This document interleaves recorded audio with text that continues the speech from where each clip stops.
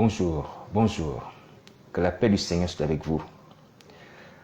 Aujourd'hui, je voudrais continuer avec vous le message d'hier au sujet d'Ézéchiel 37.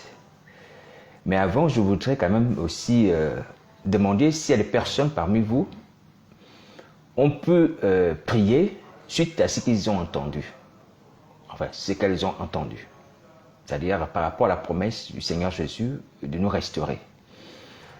Est-ce qu'il y a des personnes qui ont des témoignages du fait qu'elles ont prié, elles se sont repenties, elles ont demandé au Seigneur Jésus pardon pour leurs péchés, la délivrance, la protection divine, par rapport aux éventuelles attaques de Satan, et par rapport également à la détresse annoncée des temps actuels et futurs. Donc votre témoignage est important, votre témoignage va conforter aussi la foi de ceux qui ne sont pas encore prêts, de ceux qui hésitent. Donc faites-nous savoir, s'il vous plaît, si vous avez prié et comment ça s'est passé. Et je vous prie également de ne pas me laisser vraiment sans me mettre au courant de vos vies, de vos activités, de comment est-ce que vous ressentez ces messages aussi. Alléluia. Merci de m'en informer. Même si vous ne pouvez pas témoigner, mais dites-moi ce que vous ressentez et ce que vous pensez. Et si vous avez des questions, n'hésitez pas également à me faire savoir cela. Si également il y a la manière aussi de faire qui ne vous plaît pas. Si vous avez des remarques, il n'y a pas de souci. Faites-moi savoir toutes ces choses. L'objectif aujourd'hui, c'est d'atteindre le but que Jésus de Nazareth s'est fixé. C'est-à-dire nous sortir de la vallée des ossements desséchés. Nous donner la vie comme les ossements d'Ézéchiel. Est-ce que vous entendez? Donc c'est cet objectif. Donc s'il y a des choses par exemple qui vous paraissent obscures ou bien difficiles à comprendre, ou vous avez des interrogations, ou vous avez des blocages, n'hésitez pas à me contacter, mes frères et sœurs. Nous devons avancer. Le Seigneur Jésus compte sur nous pour nous en sortir. Je vous assure, compte sur nous. Il croit que nous sommes capables de sortir du monde des ténèbres, d'être libérés. Il croit cela. Sinon, nous n'aurons pas le bénéfice de cette promesse aujourd'hui. Il croit qu'on peut s'en sortir. Vous voyez? Juste qu'il croit qu'on peut s'en sortir. Et je vous assure, c'est un acte également de confiance qu'il manifeste à notre égard. Lorsqu'il nous appelle à lui, par exemple, dans Matthieu 11, 28, venez à moi, vous êtes chargés, fatigués, et je vous donnerai du repos. Ça veut dire qu'il croit qu'on peut marcher vers lui. Il croit qu'on peut aller déposer nos fardeaux à ses pieds. Vous voyez? Il voit qu'on a la capacité. Il voit qu'on a la capacité. Donc, ce n'est pas faux lorsqu'il nous appelle à lui. Ce n'est pas faux lorsqu'il nous promet la délivrance. Ce n'est pas faux. Vous voyez? Mais nous devons maintenant nous lever, exercer notre volonté. Parce que nous avons la capacité de pouvoir marcher et demander la délivrance. Vous voyez? Et nos vies vont changer. Et nos vies vont changer. Alors, donc, je reprends. S'il y a des interrogations, c'est des choses que vous ne comprenez pas, s'il y a besoin d'aide aussi par rapport à la prière, selon que la Bible dit qu'il faut porter les fardeaux les uns des autres, n'hésitez pas à me contacter. Mon numéro de téléphone, c'est le 07 58 88 88 71. Est à votre disposition. De la même manière que Jésus de Nazareth intercède pour moi, de la même manière aussi, je dois intercéder pour vous et avec vous par la force de Jésus de Nazareth. Et c'est ce qu'il a dit à Pierre, que Satan t'a réclamé. Mais j'ai prié pour toi afin que ta foi ne faille point. Et toi aussi, affermis tes frères. Donc c'est comme ça. Vous voyez, sans être quelque chose, c'est par sa grâce. Donc n'hésitez pas à me parler, mes bien-aimés. N'hésitez pas. N'hésitez pas. Les temps de feu n'est pas la rigolade. Ce n'est pas la rigolade, mes amis. C'est l'éternité. On se voit aujourd'hui comme frères et sœurs. Ou comme frères. Peu importe les sexes. Et puis demain, les gens vont se retrouver dans le temps de feu en train de pleurer. Est-ce que vous imaginez ça? Vous imaginez ça? Une peine énorme, même pour vos frères qui vous ont connus dans la chair, dans ce monde. C'est une peine énorme. Mais ces frères, je le voyais sur Facebook, je le voyais sur Internet. Je le voyais dans ma rue. C'était mon voisin. Vous voyez? C'est une peine aussi pour ceux qui vous ont connus. Vous-même un peu prenez conscience de cela. Pourquoi vous ne vous souciez pas de votre avenir, vos destinées? Pourquoi vous ne souciez pas de cela? Personne ne peut se réjouir, honnêtement. du fait de voir quelqu'un qu'on a rencontré, avec qui on a échangé, et on a connu le visage, même le nom. Dieu est en feu. En tant qu'enfant de Dieu, on ne peut pas se réjouir. On ne peut pas se réjouir. Voilà pourquoi le Seigneur Jésus, à un moment donné, lorsqu'il a déclaré le châtiment sur Jérusalem, il va pleurer en disant cela. Tes ennemis vont t'encercler, vont t'entourer, vont tuer tes enfants, parce que tu n'as pas connu le temps où tu as été visité. Mais avec des pleurs. Avec des pleurs. Oui. Et je ne voudrais pas, par les compassions de Christ, et non pas Christ lui-même aussi, et le Père aussi, ne voudrait pas qu'on se retrouve dans cette situation. Dans cette situation, hein, en train de se lamenter, en train d'être attristé, parce qu'il y a des personnes qu'on a rencontrées, avec qui on a échangé, on a passé du temps sur la terre. On a passé du temps sur la terre. Mais ils ne sont pas repentis, elles prennent le temps de feu comme le mauvais riche. Et qu'on voit à distance, je ne dis pas que je suis déjà arrivé. Alléluia, il n'y a pas la foi. Et ces choses, je vous assure, ces choses sont pénibles. Vous voyez? Donc on ne doit pas s'amuser avec cette destinée-là. Cette condamnation à l'état de fond, on ne doit pas s'amuser avec ça. Vous voyez? C'est pénible d'imaginer ça. C'est pénible. Vous voyez? Alors, ce n'est pas être meilleur, simplement c'est pour nous réveiller en tant qu'être humain, en sorte que nous puissions prendre conscience que non, c'est une souffrance. Je dois me battre pour éviter d'aller plus de temps en feu. Alléluia. Il faut se battre. Alors, je disais tout à l'heure que le Seigneur Jésus croit qu'on est capable d'être sauvé. Il croit qu'on est capable de se repentir. Il croit qu'on est capable de venir à lui. Il croit qu'on est capable de prier. Il croit cela. Sinon, il ne nous appellerait pas. Donc, la balle est de notre côté. C'est à nous d'agir maintenant, comme il faut. Alléluia. Voilà. Alors, je voudrais encore dire, avant de repartir dans le livre d'Ézéchiel 37, que dans la Bible, vous avez entendu que l'apôtre Jean a eu une vision. Alléluia. Et au cours de cette vision, il va se retrouver au ciel. Il va se retrouver au ciel. Dans le livre d'Apocalypse, chapitre 7, il va se retrouver au ciel. Alléluia. Alors, et au ciel là-bas, il va voir une grande foule que personne ne pouvait compter. De toute nation, de toute tribu, de tout peuple, de toute langue. Et ils se tenaient devant le trône de Dieu et devant l'agneau revêtu de robes blanches et des palmes dans leurs mains. Nous sommes dans le livre d'Apocalypse, chapitre 7, verset 9. Je vais lire le texte. Jean dit, après cela, j'ai regardé et voici, il y avait une grande foule que personne ne pouvait compter, de toute nation, de toute tribu, de tout peuple et toute langue. Ils se tenaient devant le trône et devant l'agneau, revêtus de robes blanches et des palmes dans leurs mains. Et ils criaient d'une voix forte en disant, le salut est à notre Dieu, qui est assis sur le trône et à l'agneau. Et tous les anges se tenaient autour du trône, et des vieillards et des quatre vivants. Ils se prosternèrent sur leur face devant le trône et ils adorèrent Dieu en disant Amen. La louange, la gloire, la sagesse, l'action de grâce, l'honneur, la puissance, la force soient à notre Dieu au siècle des siècles. Amen. Alors, je nous lis la suite. Verset 13. Et l'un des vieillards prit la parole et me dit, il dit à Jean, ceux qui sont revêtus de robe blanche, qui sont-ils et d'où sont-ils venus? Voici l'un des vieillards, qui siège à côté de Dieu, prend la parole et pose la question à Jean. Que ces gens qui sont revêtus de robe blanche, qui sont-ils, d'où sont-ils venus? Et Jean va répondre, je lui dis, mon Seigneur, tu le sais. Et il me dit, ce sont ceux qui viennent de la grande tribulation. Écoutez bien, ce sont ceux qui viennent de la grande tribulation. Ils ont lavé leurs robes. Ils les ont blanchis dans le sang de l'agneau.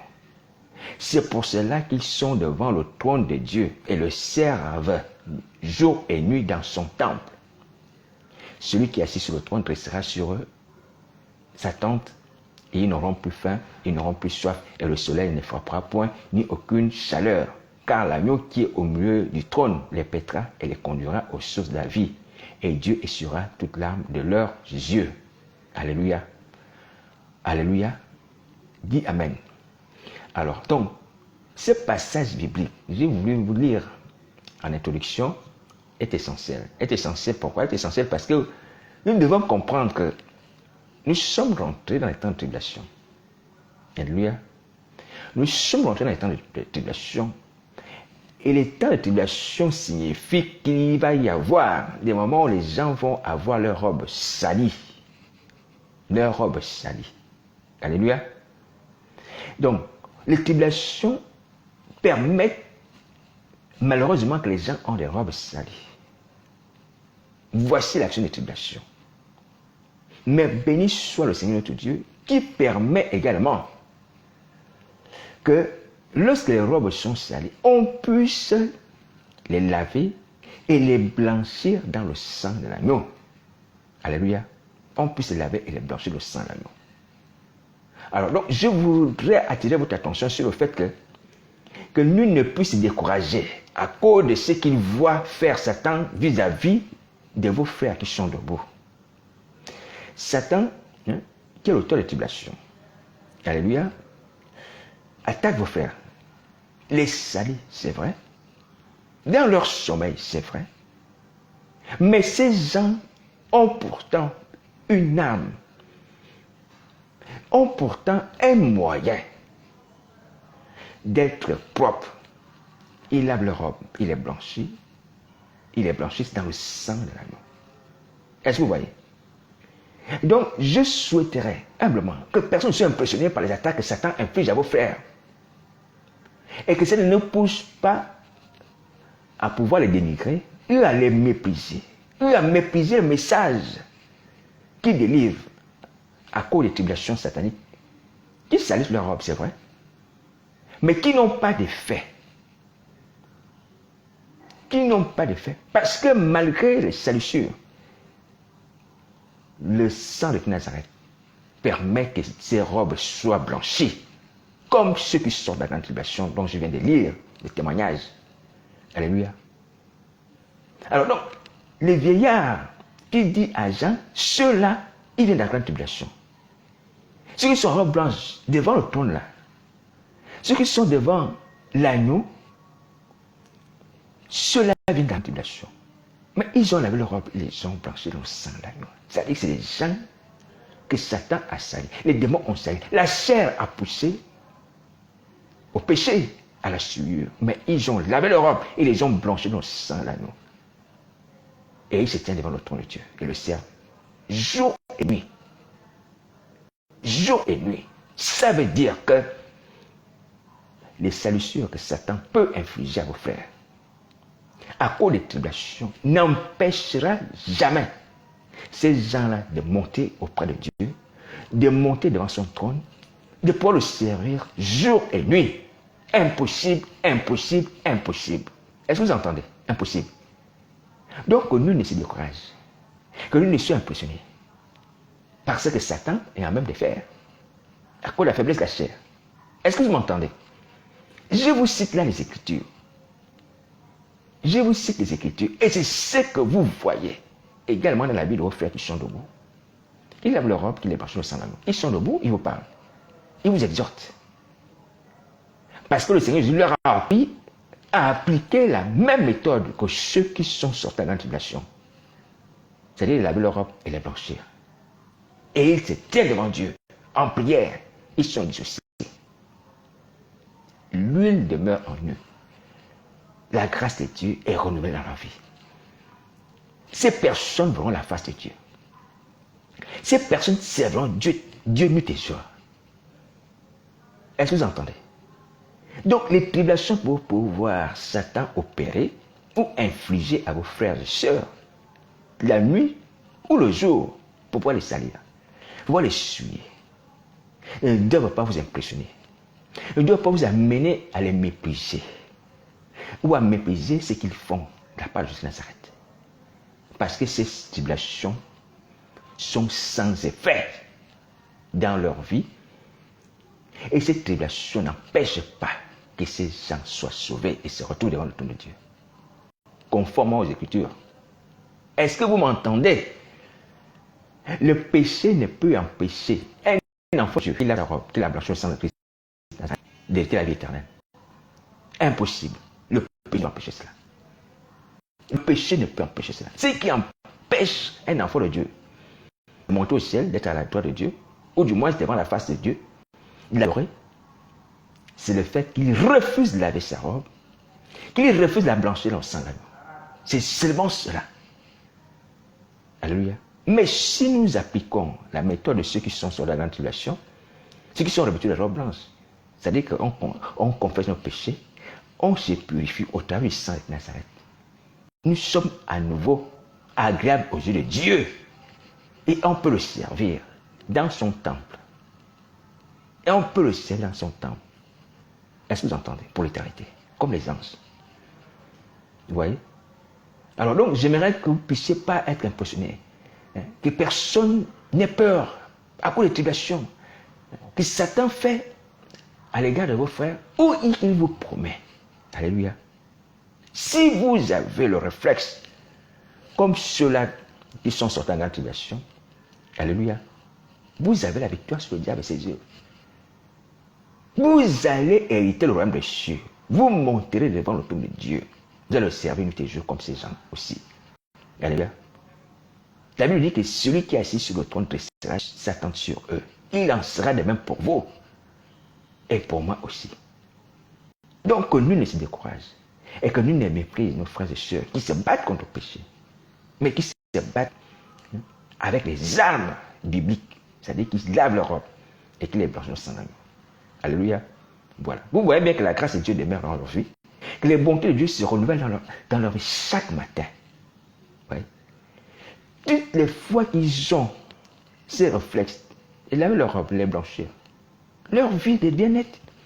Comme auparavant, tout est restauré. Tout est restauré. Alléluia. Tout est restauré. L'enchantement, la divination est sortie de Satan, qui veut les pousser dans l'impudicité, dans l'impureté, qui veut les empoisonner, qui veut les manipuler, n'a point d'effet. N'a point d'effet. Ces choses-là, vous les voyez. Donc, ne soyez pas impressionnés. Et je le dis souvent par le Seigneur Jésus, que ce qui est important, ce n'est pas de mener la guerre à quelqu'un. Ce qui est important, c'est d'avoir la victoire dans la guerre qu'on mène à quelqu'un. Ce qui est important, c'est d'avoir la victoire. Le Seigneur Jésus permet que Satan, le dragon rouge, fasse guerre à la postérité de la femme que nous sommes. Donc, à l'église, de toute manière. Alléluia. Mais à la fin des comptes, ce qui est important, c'est d'avoir la victoire. Et la victoire, nous l'avons. La victoire contre le péché, que Satan dirige contre nous, utilise contre nous, consciemment à les blanchir au sang.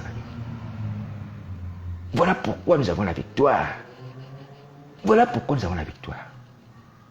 Vous voyez? Et il ne pourra nous jeter cette victoire parce que le sang de Jésus de Nazareth, il va nous accompagner pendant tout le long chemin qu'on va passer ou le court chemin des tribulations. Alléluia. Voilà. Jusqu'à la grande tribulation d'ailleurs, comme dit la Bible. Voilà. Donc, je voudrais vraiment de tout mon cœur que vous ne soyez pas impressionnés, que vous ne soyez pas dans la peur des yeux du diable, du péché, et que vous ne soyez découragés. Même par rapport à la nature du péché. Et certains vous fassent manger des choses impures. Et certains vous fassent tomber dans l'impudicité. Sachez que vous avez la possibilité de laver vos robes et les blanchir de sang, c'est-à-dire vous repentir et vous demander la purification. Et tout devient net. Vos vies sont renouvelées, restaurées à l'image de Christ. Alléluia. Et vous irez devant le trône de Dieu. Vous le servez jour et nuit. Donc, il y a un moyen de pouvoir être sauvé, malgré les souillures, les tribulations. Il y a un moyen d'être sauvé. Il faut laver sa robe, la blanchir dans le sang de l'agneau. Alléluia. Voilà, donc je voudrais tranquilliser votre cœur par rapport à cela. Donc, gardez cette parole dans vos cœurs, dans votre esprit. Je vous assure, cette manière de faire, gardez-la. C'est par elle que nous serons sauvés. Parce que nous connaissons déjà le début des tribulations. Et peut-être que nous allons connaître la grande tribulation. Donc, pour pouvoir nous en sortir, nous avons déjà la recette. Le Seigneur Jésus nous annonce déjà la recette. Il faut laver sa robe, la blanchir de sang. Et on va se retrouver devant le trône de Dieu. Alléluia. Voilà. Donc, pas de découragement. Pas de découragement. Donc, voici ce que je voudrais que nous puissions vraiment retenir. Comme une pratique quotidienne à cause des temps difficiles. des persécutions, également des séductions. Alléluia. Séduction dans la chair. Est-ce que vous m'entendez?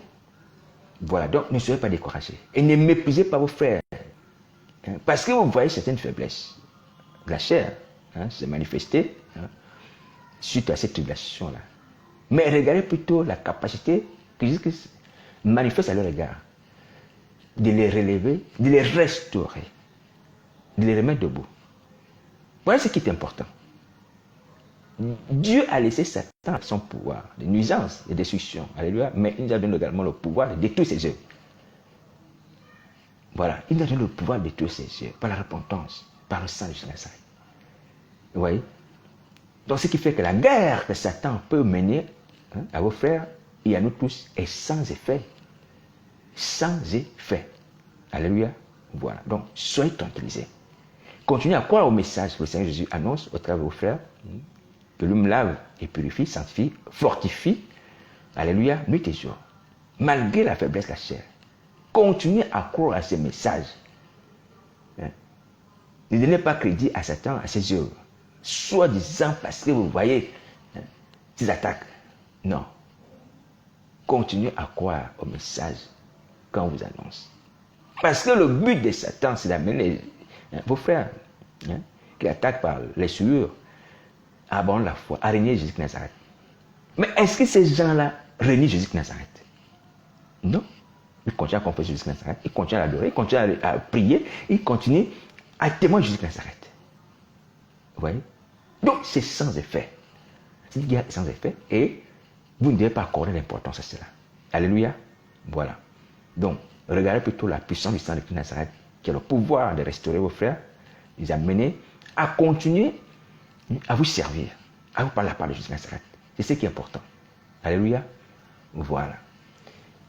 Donc, je voulais vraiment faire cette précision-là. Et c'est important également pour que nous aussi, nous sachions nous tenir lorsque nous allons vivre vraiment les tribulations ou les attaques sataniques, que ce soit le jour ou la nuit. Alléluia. Que nous sachions comment réagir. Que nous sachions comment réagir. Alléluia. Voilà, c'est important. Donc, on va repartir dans le texte du jour, qui est Ézéchiel 37, la pensée du Seigneur Jésus. Alors, on a déjà évoqué déjà certains aspects, mais que je vous prie d'aller relire. Alléluia. Je vous prie d'aller relire ces textes, ou du moins d'aller réécouter, pardon, ces deux messages que le Seigneur Jésus nous a permis de partager hier sur Facebook, sur ma page. On va essayer d'avancer, au maximum, On va essayer d'avancer au maximum et à l'essentiel. Alléluia, parce qu'il y a beaucoup de choses dans ce chapitre Ézéchiel 37. Ces choses, on ne pourra pas voir toutes ces choses-là. Il y a beaucoup de choses intéressantes, mais on ne pourra pas voir toutes les choses. Alléluia, on va voir l'essentiel, ce qui nous concerne. Et ce qui nous est plus utile par rapport à la situation actuelle. Alléluia. Voilà. Donc il y a certaines révélations, il y a certains enseignements, des choses comme ça, mais surtout, ce qui est important, c'est d'aller au concret, c'est-à-dire de permettre que cette parole, Ézéchiel 37, qui est une promesse, puisse se réaliser. Alléluia, la parole puisse devenir chère, qu'elle puisse se réaliser dans nos vies. Au travers de quoi? Au travers de la prière. On va découvrir tout ça tout à l'heure. Que Dieu vous bénisse. Alors, aujourd'hui également, c'est dimanche. Je suppose que certains d'entre vous sont encore allés à l'église. Ou du moins participer au culte. Parce que jusqu'à plus le contraire, tant qu'il n'y a pas de témoignage de personnes qui sont repenties, ça veut dire que vous allez continuer dans les mêmes pratiques. Donc les gens sont partis à l'église, ayant la sorcellerie. Après avoir entendu, non pas seulement hier, mais les jours auparavant, ils appellent du Seigneur Jésus à ne pas aller à l'église, à ne pas aller célébrer le culte. Dans cet état d'impureté, de non-repenti, il y a des gens qui sont quand même partis. Alors, donc, je viens encore vous signaler que vous avez péché. Vous avez péché contre la volonté de Jésus de Nazareth, qui veut que nous puissions nous asseoir d'abord. Qui veut que nous puissions nous humilier, nous coucher par terre. Demander pardon pour nos péchés, demander la délivrance des esprits malins, demander la protection contre Satan et les fléaux de la fin des temps. Voici ce que Jésus veut que nous puissions faire. Laissons les ministères. Même si on a reçu l'appel, de façon vraie, venant de Dieu, mais étant donné que nous sommes captifs, habités par un esprit un peu qui nous contrôle, qui fait de nous aujourd'hui un être un peu abominable. Vous voyez, ce n'est pas une injure. On en a parlé. Vous voyez, ce sont ces esprits-là qui utilisent nos bouches pour parler. Et ça, c'est une abomination devant la face de Dieu. Voilà. Nous ne devons plus continuer à laisser Satan le soin de nous utiliser. Comme les cobayes, lui et ses démons. Vous voyez? Voilà. Donc aujourd'hui, le Seigneur, je veux que nous puissions nous repentir afin qu'il nous ôte en nous ces esprits malins. Et que nous ne soyons plus également des sucements de séchés, c'est-à-dire sans vie, sans Christ. Alléluia. Et pour cela, nous devons d'abord cesser nos activités. Cesser nos activités. Cesser nos activités. C'est ce qu'il recommande d'ailleurs. Vous vous souvenez lorsqu'il dit dans une parabole que si tu te souviens que ton frère a quelque chose contre toi, tu es là dans le temps d'offrir un sacrifice à Dieu. Voilà. Laisse là ton offrande, ton sacrifice ou ton offrande, laisse là devant l'autel. Va d'abord te réconcilier avec ton frère. Alléluia. Voilà. Après, tu viens offrir ton sacrifice ou ton offrande à Dieu. Voilà. Voilà ce que nous devons faire. On laisse d'abord tout ce que nous faisons dans le ministère. Parce que jusqu'à ça, les choses contre nous. Il n'est pas d'accord que des Isabelles, nos sœurs, malheureusement, tiennent des micros. Et qu'on les ait laissés exercer le ministère. Il n'est pas d'accord que les esprits malins puissent parler au travers de nous. Prêcher la parole au travers de nous. Prêcher le mensonge. Non pas les paroles de vérité, mais parler le mensonge. Vous voyez? Sans parler des meurtres, des assassinats. Vous voyez? Donc, il y a des choses contre nous. Donc, voici pourquoi nous devons d'abord aller nous humilier, nous réconcilier avec lui. Ensuite, comme on a reçu l'appel, on peut venir exercer les ministères de la propriété, mais étant habité d'un autre esprit, l'esprit de Nazareth, l'esprit saint, l'esprit de la Pentecôte. Alléluia. Voilà. Voici ce que nous devons faire. Donc, si vous êtes parti à l'église, et je le crois, les gens sont partis à l'église, comme on dit souvent, vous êtes partis dans le lieu de prière, les salles de prière, partis à l'écoute, bien entendu le message que le Seigneur nous adresse, alléluia, en nous invitant à ne pas exercer les ministères. Dans cet état-là, vous avez péché. Vous devez vous repentir. Vous devez vous repentir.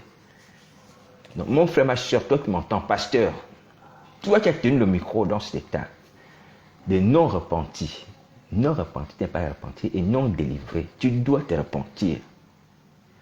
Tu n'étais pas habilité à faire ça. Tu n'étais pas habilité à faire ça aujourd'hui.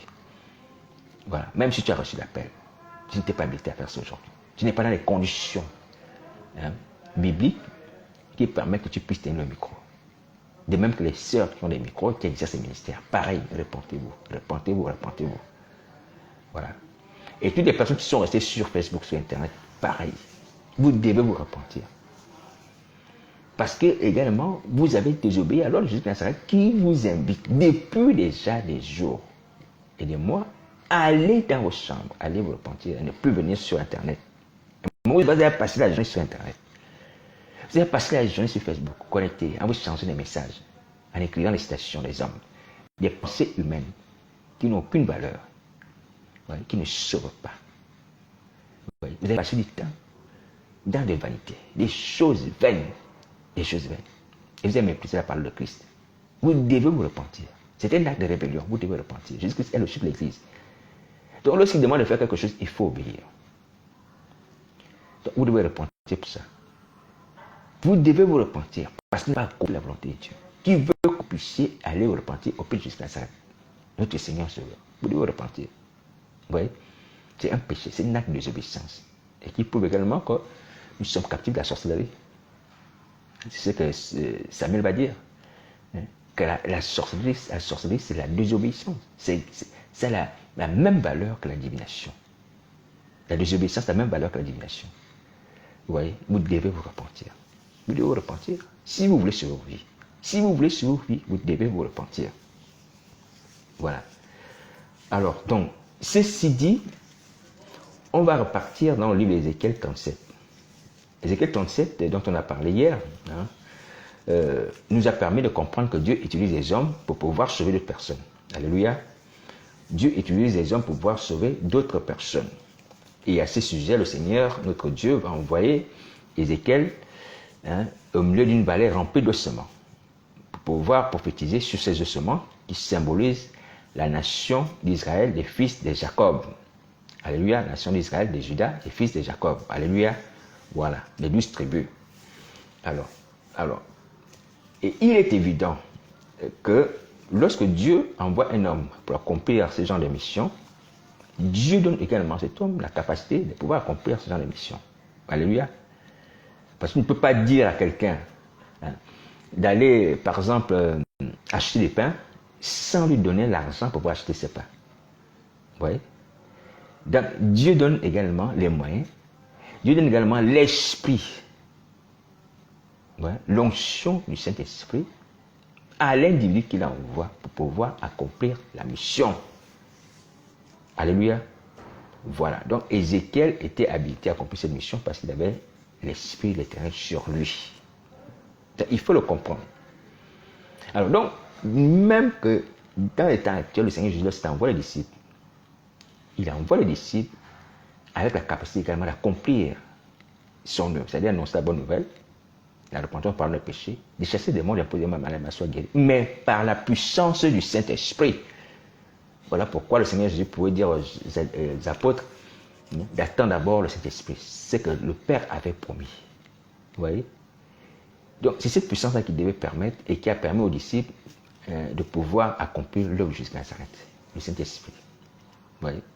Alors, c'est dans cette capacité, en tant qu'envoyé de Christ, envoyé indigne vient du fait que Christ nous donne son esprit.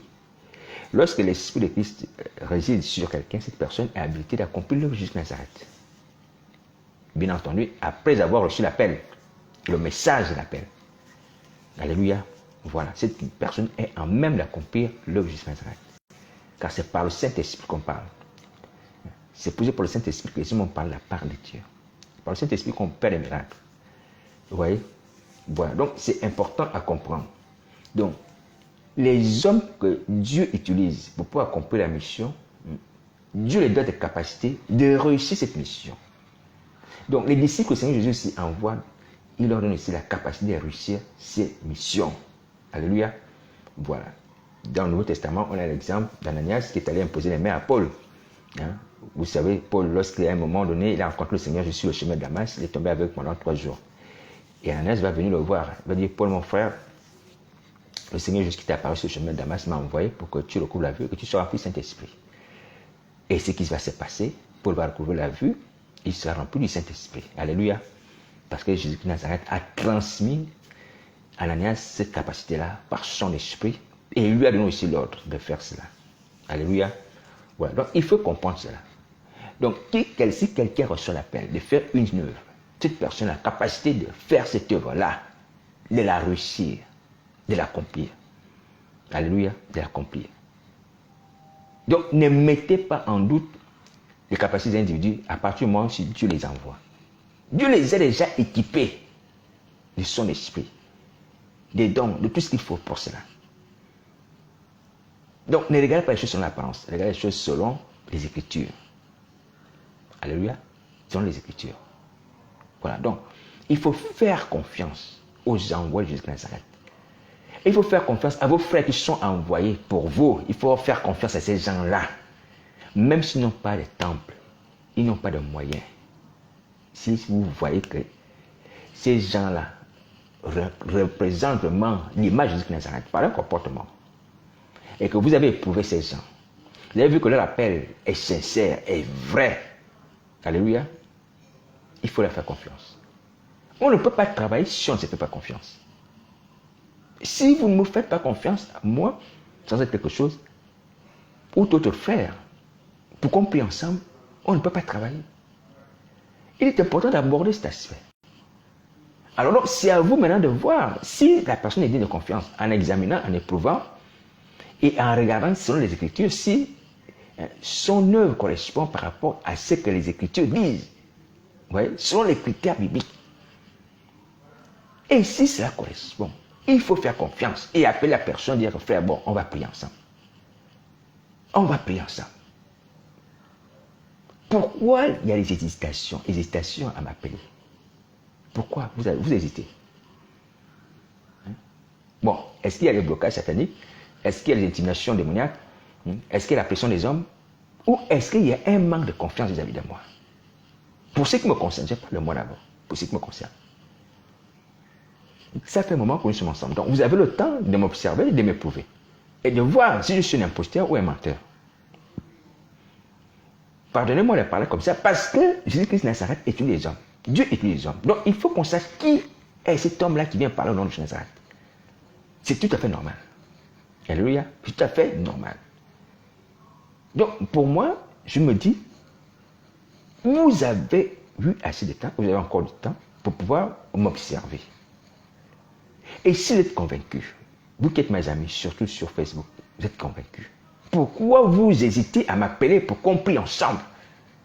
Pour qu'on prie ensemble. Arrêtons de passer du temps en vain. On perd du temps, on perd du temps. On perd du temps, je vous assure. Vous êtes convaincu que Jésus m'a envoyé. Vous êtes convaincu que j'ai reçu l'appel. Vous êtes convaincu que je parle la part de Christ. Prions maintenant. Prions maintenant. Donc cette étape est déjà révolue. Elle est déjà dépassée. Prions maintenant. Il faut qu'on avance. Prions maintenant. Alléluia. Prions maintenant. Alors, donc, je voudrais vraiment attirer votre attention sur ça. Alors, si vous ne me faites pas encore confiance, observez, examinez. Observez, examinez, éprouvez. Alléluia. Mais si c'est déjà le cas, que vous êtes sûr que Dieu n'a pas la piste, donc il n'y a plus d'hésitation à avoir, à m'appeler. Les gens de Paris, mon numéro de téléphone 0758 41 81 71. Il faut qu'on prie. Il faut qu'on prie. Il faut qu'on prie maintenant. Nous devons prier. Alléluia, nous devons prier. Alors, donc, quand Dieu envoie un homme, il donne la capacité également de réussir cette mission, il donne la capacité également de pouvoir accomplir l'œuvre qu'il lui a confiée. Alléluia. Voilà. Donc, aujourd'hui, il y a des gens qui sont à même de vous délivrer. De chasser ces esprits un peu en vous. À partir du moment où ils ont été appelés par le Seigneur Jésus, à partir du moment où ils ont reçu l'Esprit de Jésus de Nazareth, à partir du moment où ils témoignent que Christ est en eux, ils sont à même de vous délivrer. Chasser les esprits malins de vous. Comme Paul et Silas ont chassé l'esprit des pitons, la vie de cette jeune femme qui criait après eux. Est-ce que vous entendez? C'est possible, c'est possible. C'est le même Seigneur, le même Jésus-Christ de Nazareth, qui avait envoyé Paul et Silas en mission, qui a opéré cette délivrance par son nom dans la vie de cette femme qui criait avec eux, qui avait un esprit python. C'est le même Seigneur aussi qui m'a envoyé vers vous, le même Jésus, avec le même esprit. Et c'est avec le même nom que nous allons travailler pour que vous soyez délivrés. Avec le même sang, le sang de Christ de Nazareth. Avec la même parole, la parole de Christ de Nazareth. Avec le même esprit, l'esprit de Jésus de Nazareth, le Saint-Esprit. Est-ce que vous entendez ça?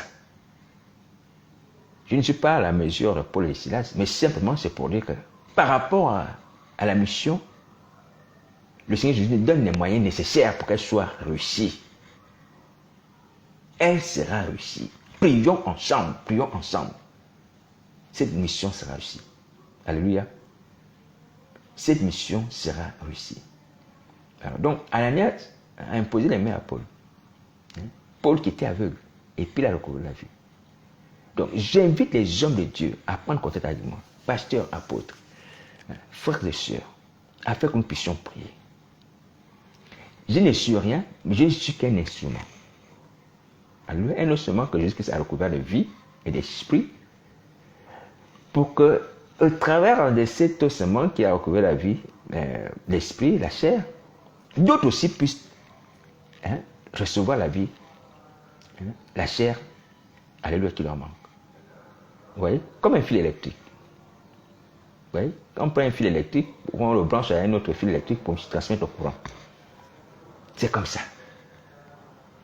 Juste un instrument, un moyen.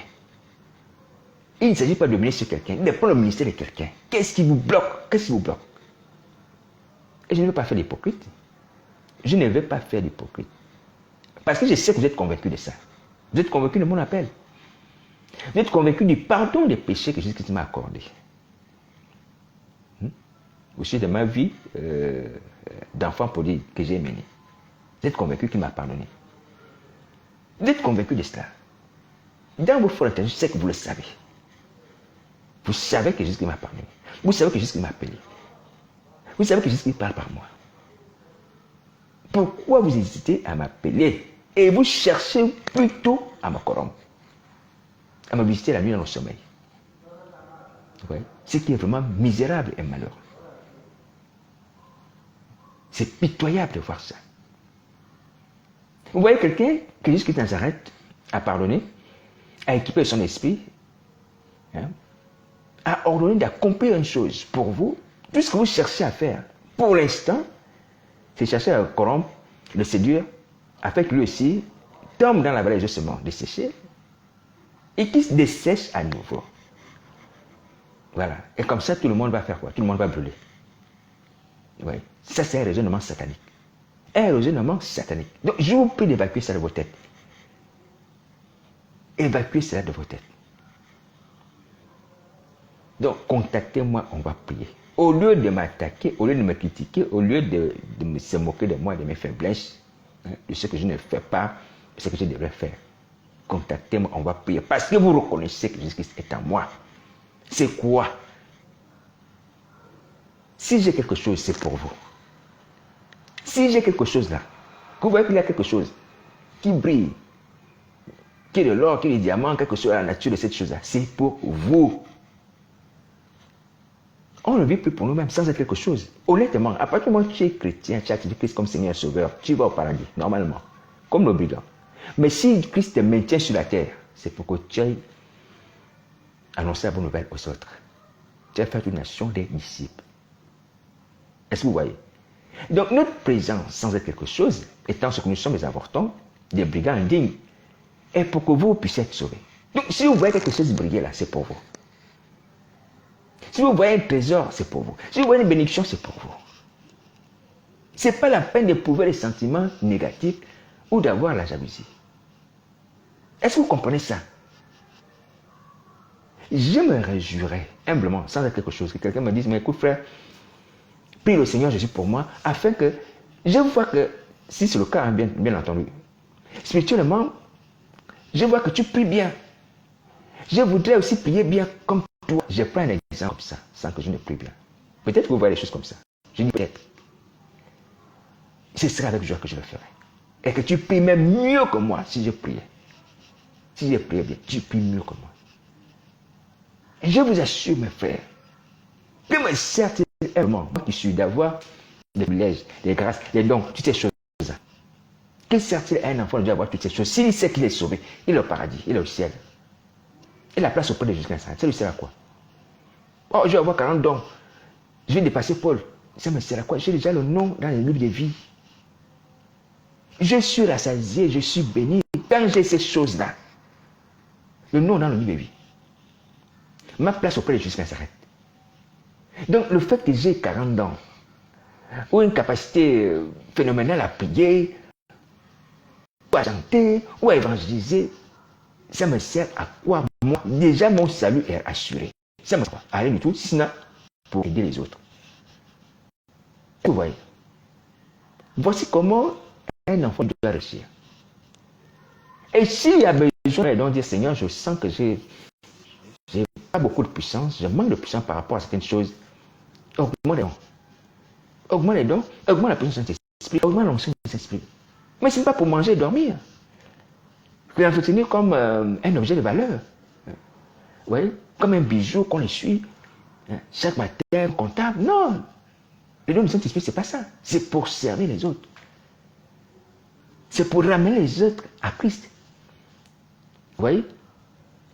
Quand on a son nom dans le livre de vie, je vous assure qu'on n'a plus besoin d'avoir, je vous assure de vouloir même des privilèges spirituels sur la terre.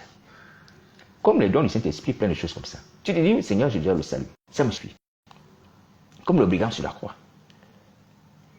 Le salut te suffit amplement et te réjouit. Tu dis, je veux me retrouver à l'aisance. Si je veux avoir les dons, puisque Élisée le prophète, ça va me servir à quoi? Peut-être que ça va me mener même à l'orgueil, à me perdre. Alléluia. Voilà. Mais si je dois les avoir, que ce soit pour mes frères, que ce soit pour mes soeurs, que ce soit pour les gens des nations, auprès desquels le Seigneur Jésus veut que nous puissions rendre témoignage. C'est comme ça. Donc si vous voyez des choses, il ne faut pas avoir la jalousie. Il faut avoir la jalousie, mes amis. C'est pas la peine. C'est pas la peine d'avoir la jalousie. C'est pas la peine. Parce que c'est que l'esprit de sorcellerie est un esprit de jalousie. Vous la jalousie quoi? Ces choses-là sont pour vous. C'est pour vous. Je le répète, c'est pour vous que nous sommes sur la terre, que Jésus nous maintient ici-bas. Et si je suis dans ce pays, et je le répète encore à mes frères français, c'est pour vous. De la part de Jésus Nazareth. Il faut qu'on se dise la vérité.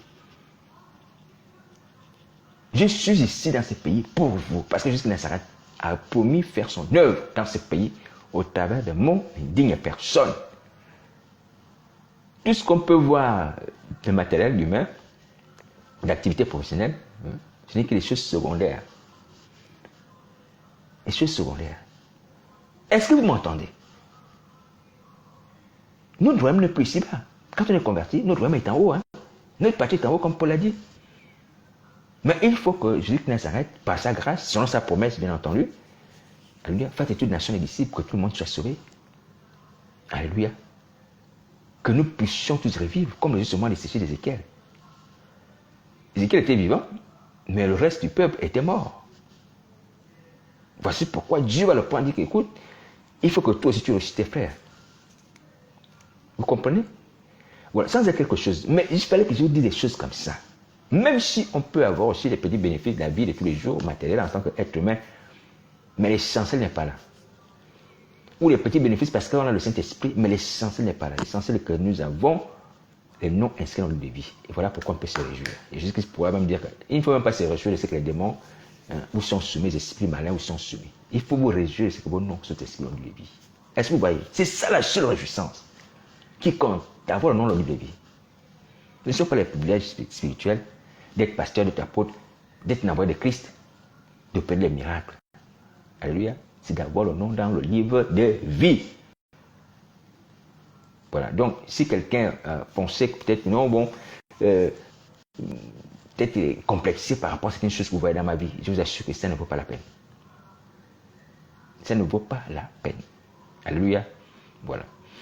Alors, donc, ceci étant, je dis encore aux hommes de Dieu, n'hésitez pas à me contacter, parce que nous sommes là pour ça. Les chrétiens de France qui sont tombés dans la captivité, Jésus de Nazareth va vous sauver. Ézéchiel 37 est la promesse qu'il nous adresse, qu'il va vous sauver sur les ossements desséchés. Est-ce que vous entendez? Voilà. Donc aujourd'hui, on a la possibilité de changer notre état, de changer notre destinée, de devenir enfant de Dieu, d'être libre des esprits malins. La sorcellerie va nous quitter. Ézéchiel 37 est la preuve que Jésus de Nazareth a vaincu la sorcellerie. C'est la preuve de la victoire du bien sur le mal. C'est la preuve de la victoire de la lumière sur les ténèbres. C'est la preuve de la victoire de la vie sur la mort. Parce qu'Ézéchiel vient prophétiser la vie. Et il donne vie aux ossements qui sont morts. C'est la preuve de la victoire de la vie sur la mort. La vie qui est Jésus de Nazareth. Jésus de Nazareth, le chemin, la vérité, la vie. Alléluia. Voilà. Donc vous aurez la vie. Vous aurez la vie. Vous aurez la vie. Alors, donc, le livre d'Ézéchiel 37 est le livre de base de l'œuvre de Jésus de Nazareth qu'il vient accomplir en ces temps dans l'Église. Est-ce que vous entendez? Dans l'Église. Alors, donc, il est important que nous puissions également, pour voir son accomplissement, nous conformer à la manière dont les ossements desséchés ont été restaurés. Alléluia. Parce que Dieu dit à Josué, Josué 1,8, qu'il faut méditer la Bible. Il faut méditer ces livres de la loi, qui ne s'éloignent pas de ton cœur. Mais il faut le méditer nuit et jour, afin d'appliquer tout ce qui est contenu. Et c'est alors que tu auras le succès dans tout ce que tu vas entreprendre. Vous voyez? Alors, en méditant cette Bible, nous allons nous inspirer de ce qui est dans la Bible. Et ainsi donc, nous aurons le succès. Voici pourquoi nous devons appliquer Ézéchiel 37 tel quel. Tel quel. C'est-à-dire que tel que nous le lisons. Alléluia. Tel que nous le lisons. Après Ézéchiel 37, tel que nous le lisons, nous aurons aussi les mêmes résultats. Et en étant de la même attitude, nous aurons aussi les mêmes résultats. En prononçant les paroles, ou du moins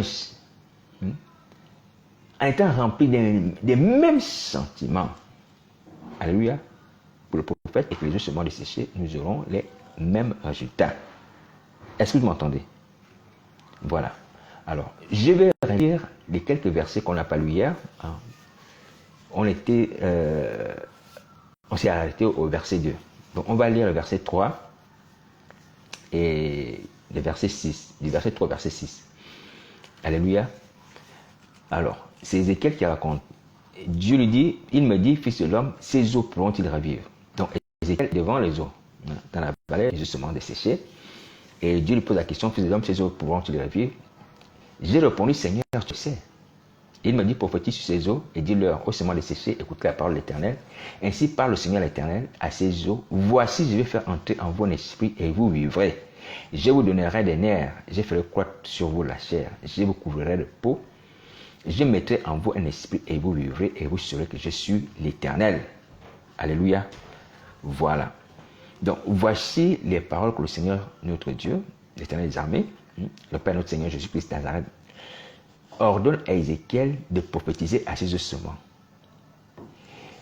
Il ordonne à Ézéchiel de prophétiser la vie. Oui. Il dit, je vais faire entrer en vous un esprit et vous vivrez. Il va donner la chair et la peau afin qu'ils puissent vivre et vous vivrez. Donc il s'agit ici de prophétiser la vie parce que ces ossements sont morts. Est-ce que vous voyez? Donc Ézéchiel va prophétiser conformément à ce que Dieu lui ordonne de dire.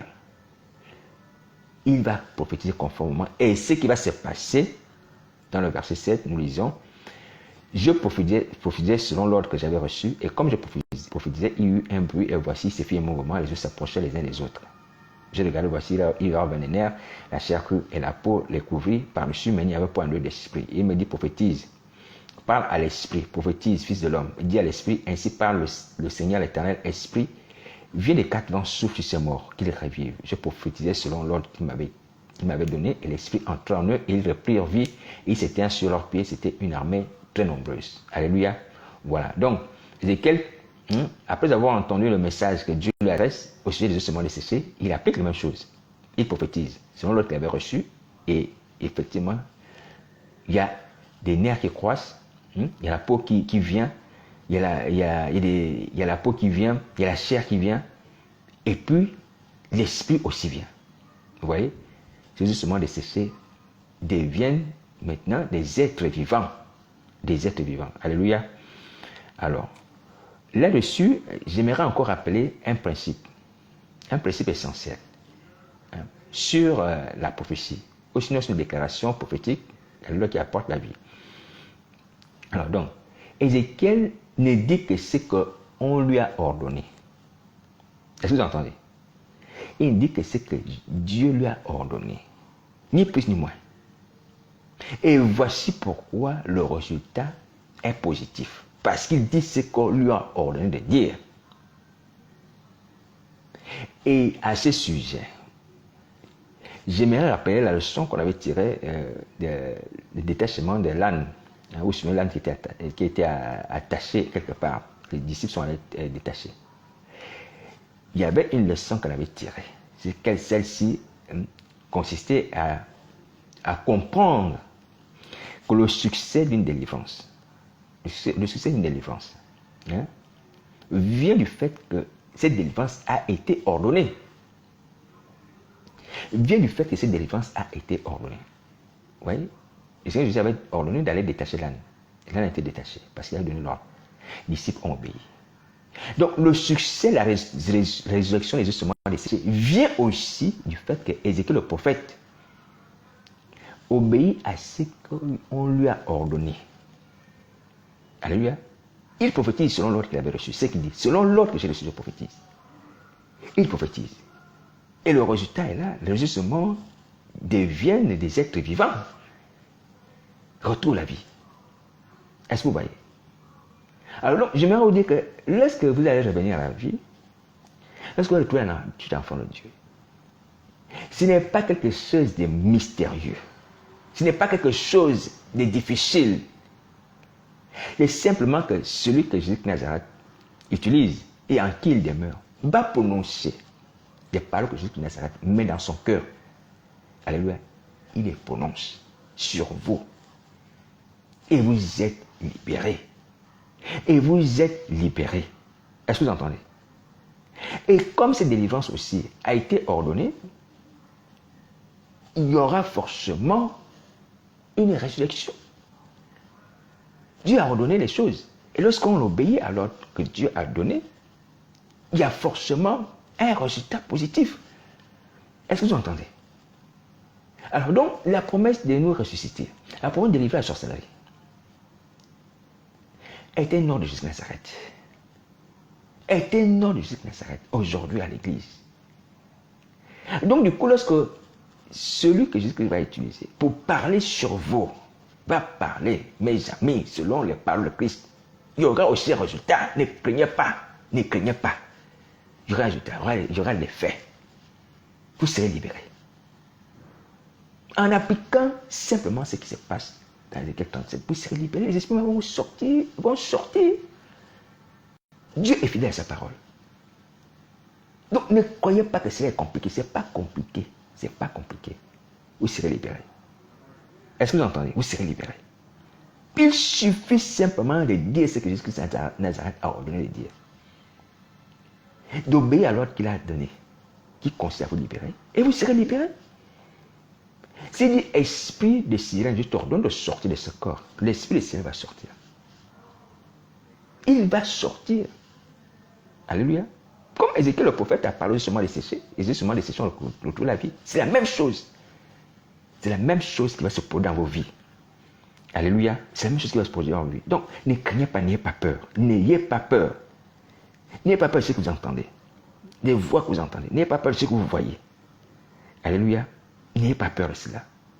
Vous serez restaurés. Vous serez transformés. Vous serez des enfants de Dieu. Au travers des paroles que le Seigneur Jésus mettait dans la bouche de vos frères, qu'il a envoyés. Est-ce que vous entendez? Ils vont faire la même chose qu'Ézéchiel le prophète. Ils vont faire la même chose que Ézéchiel le prophète. Et en plus de cela, comme je l'ai dit, ils ont reçu l'ordre de le faire. Et lorsqu'on reçoit l'ordre de faire quelque chose de la part de Jésus de Nazareth, cette chose se réalise comme l'âne qui a été détaché. Alléluia. Parce que l'ordre avait été donné de détacher l'âne. Soyez en paix, soyez tranquillisés. Vous serez libérés. Vous serez libérés. Et j'ai béni l'Éternel Dieu pour les prophéties d'Ézéchiel. Il dit que j'ai prophétisé sur l'ordre que l'Éternel m'avait donné. Dieu avait donné un ordre consistant à prophétiser quoi? Consistant à prophétiser le bien. Alléluia. Il dit, ainsi parle le Seigneur l'Éternel. À ces jours, voici, je vais faire entrer en vous un esprit et vous vivrez. Je vous donnerai des nerfs. Je ferai croître en vous la chair. Je vous couvrirai le peau. Je mettrai en vous un esprit et vous vivrez. Et vous saurez que je suis l'Éternel. Ce sont des prophéties bénéfiques, positives, qui apportent le bien, le bien, le bien, le bien, le bien. Alléluia. Voilà. Il n'y a pas le mal. Donc, ce sont des paroles de bénédiction, de restauration, qui nous redonnent la vie, qui nous redonnent la vie. Alléluia, qui nous redonnent la vie. Alors, donc vous voyez bien que lorsque Dieu demande à Ézéchiel le prophète de prophétiser, il prophétise sur deux dimensions, ou sur deux parties, la partie corporelle et la partie spirituelle. Alléluia. Il dit à ces eaux, d'abord vous allez recouvrir la vie charnelle, par la chair, par les nerfs, par la peau. C'est la partie charnelle, corporelle. Après, il y aura la partie spirituelle, vous allez aussi recouvrir aussi l'esprit. Alléluia. C'est-à-dire les sentiments de Dieu vont revenir en vous. Alléluia. Les sentiments de Dieu vont revenir en vous. D'abord, les sentiments de Dieu, c'est-à-dire la nature de Christ. Vous voyez, par l'esprit. L'amour, la paix, la joie, la bonté, la bénignité. Toutes ces choses-là, les dons du Saint-Esprit, les fruits du Saint-Esprit vont se manifester en vous. Ces sentiments-là. Vous voyez, en plus d'avoir revêtu la nature d'homme créé à l'image de Dieu, avec une tête, des bras, des jambes, mais avec une peau. Alléluia. Voilà. Donc, c'est une récréation totale. C'est une récréation totale. Une résurrection totale. Physique et spirituelle. Physique et spirituelle. Ouais, elle est parfaite. On peut même élargir cela dans le domaine également même de la santé, puisque lorsque tu dis pour recouvrir la chair, vous allez recouvrir la peau, c'est-à-dire que même s'il y avait des maladies autrefois, si les maladies là disparaissent, quand la nouvelle chair vient, elle n'est pas malade. C'est une chair qui est saine. Oui. Ce sont les nerfs qui sont sains. Il n'y a pas possibilité d'avoir un AVC dedans. Non, ce sont les nerfs qui sont sains. Vous voyez, les anciennes maladies qu'il y avait avant là ne peuvent pas revenir. Ne peuvent pas revenir. Nous sommes recréés comme les nouveaux êtres. Est-ce que vous entendez? Nous sommes recréés comme les nouveaux êtres. Voilà. Et ça, c'est une grâce que Dieu nous accorde aujourd'hui. Je vous dis la vérité. C'est-à-dire que lorsque vous êtes tombé dans la sorcellerie, avec des œuvres comme, par exemple, le fait d'avoir le mal d'estomac. Le mal d'estomac est souvent une manifestation de la sorcellerie. Oui. Ceux qui ont souvent mal d'estomac, c'est à quoi les œuvres de la sorcellerie? Hein? Les fibromes, ce sont les œuvres de la sorcellerie. Lorsque vous allez délivrer, physiquement aussi, vous allez changer. Est-ce que vous comprenez? Au niveau de votre santé, là, il y aura une transformation. Il y aura la guérison. Les fibromes vont vous quitter. Les choses que vous avez eues à cause des marées de nuit, là, vont disparaître. Hein? Le mal d'estomac à cause des impuretés va disparaître. Je vous dis la vérité. Je vous dis la vérité. Jésus qu'il va vous transformer, il va vous remettre à neuf. Il va vous remettre à neuf. Donc ne craignez pas. Donc en plus de l'esprit qui va revenir en vous, l'Esprit Saint, il y a des sentiments de Christ, des sentiments de paix, d'amour, de joie, de bonté. Vous ne serez plus tout le temps dans la crainte, dans la peur, dans l'effroi, dans l'épouvante. Hein? Ayant la colère, la haine, la jalousie, les sentiments démoniaques. Ouais.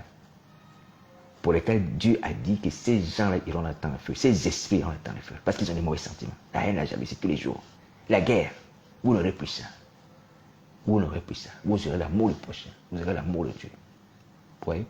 Vous aurez l'attachement en vous à la justice. Tout ce qui est péché va vous repugner. Va vous repugner. Vous allez vous mettre en colère, vous allez le péché. Vous allez aller péché. Vous aurez l'estimement nouveau. Alléluia. Par l'Esprit de Jésus de Nazareth qui mettra sur vous. Donc vous serez de nouveaux êtres. Alléluia. Alors, tout ceci, il faut le dire, est un acte miraculeux. On revient encore sur le miracle. Alléluia. Est un acte miraculeux. Ce n'est pas une affaire d'intelligence, ce n'est pas une affaire de raison, c'est une affaire de miracle. Les miracles que Jésus de Nazareth opère. Celui qui a reçu Lazare du tombeau, qui l'a fait sortir du tombeau après 4 jours. Donc, mettez-vous ça à l'esprit. Il s'agit ici d'un miracle. Donc, ce n'est pas une affaire d'intelligence. Ce n'est pas une affaire de logique. Ce n'est pas une affaire de force ou d'action humaine. Mais il s'agit ici d'un miracle que Jésus de Nazareth, l'homme des miracles, va opérer dans nos vies. Alléluia.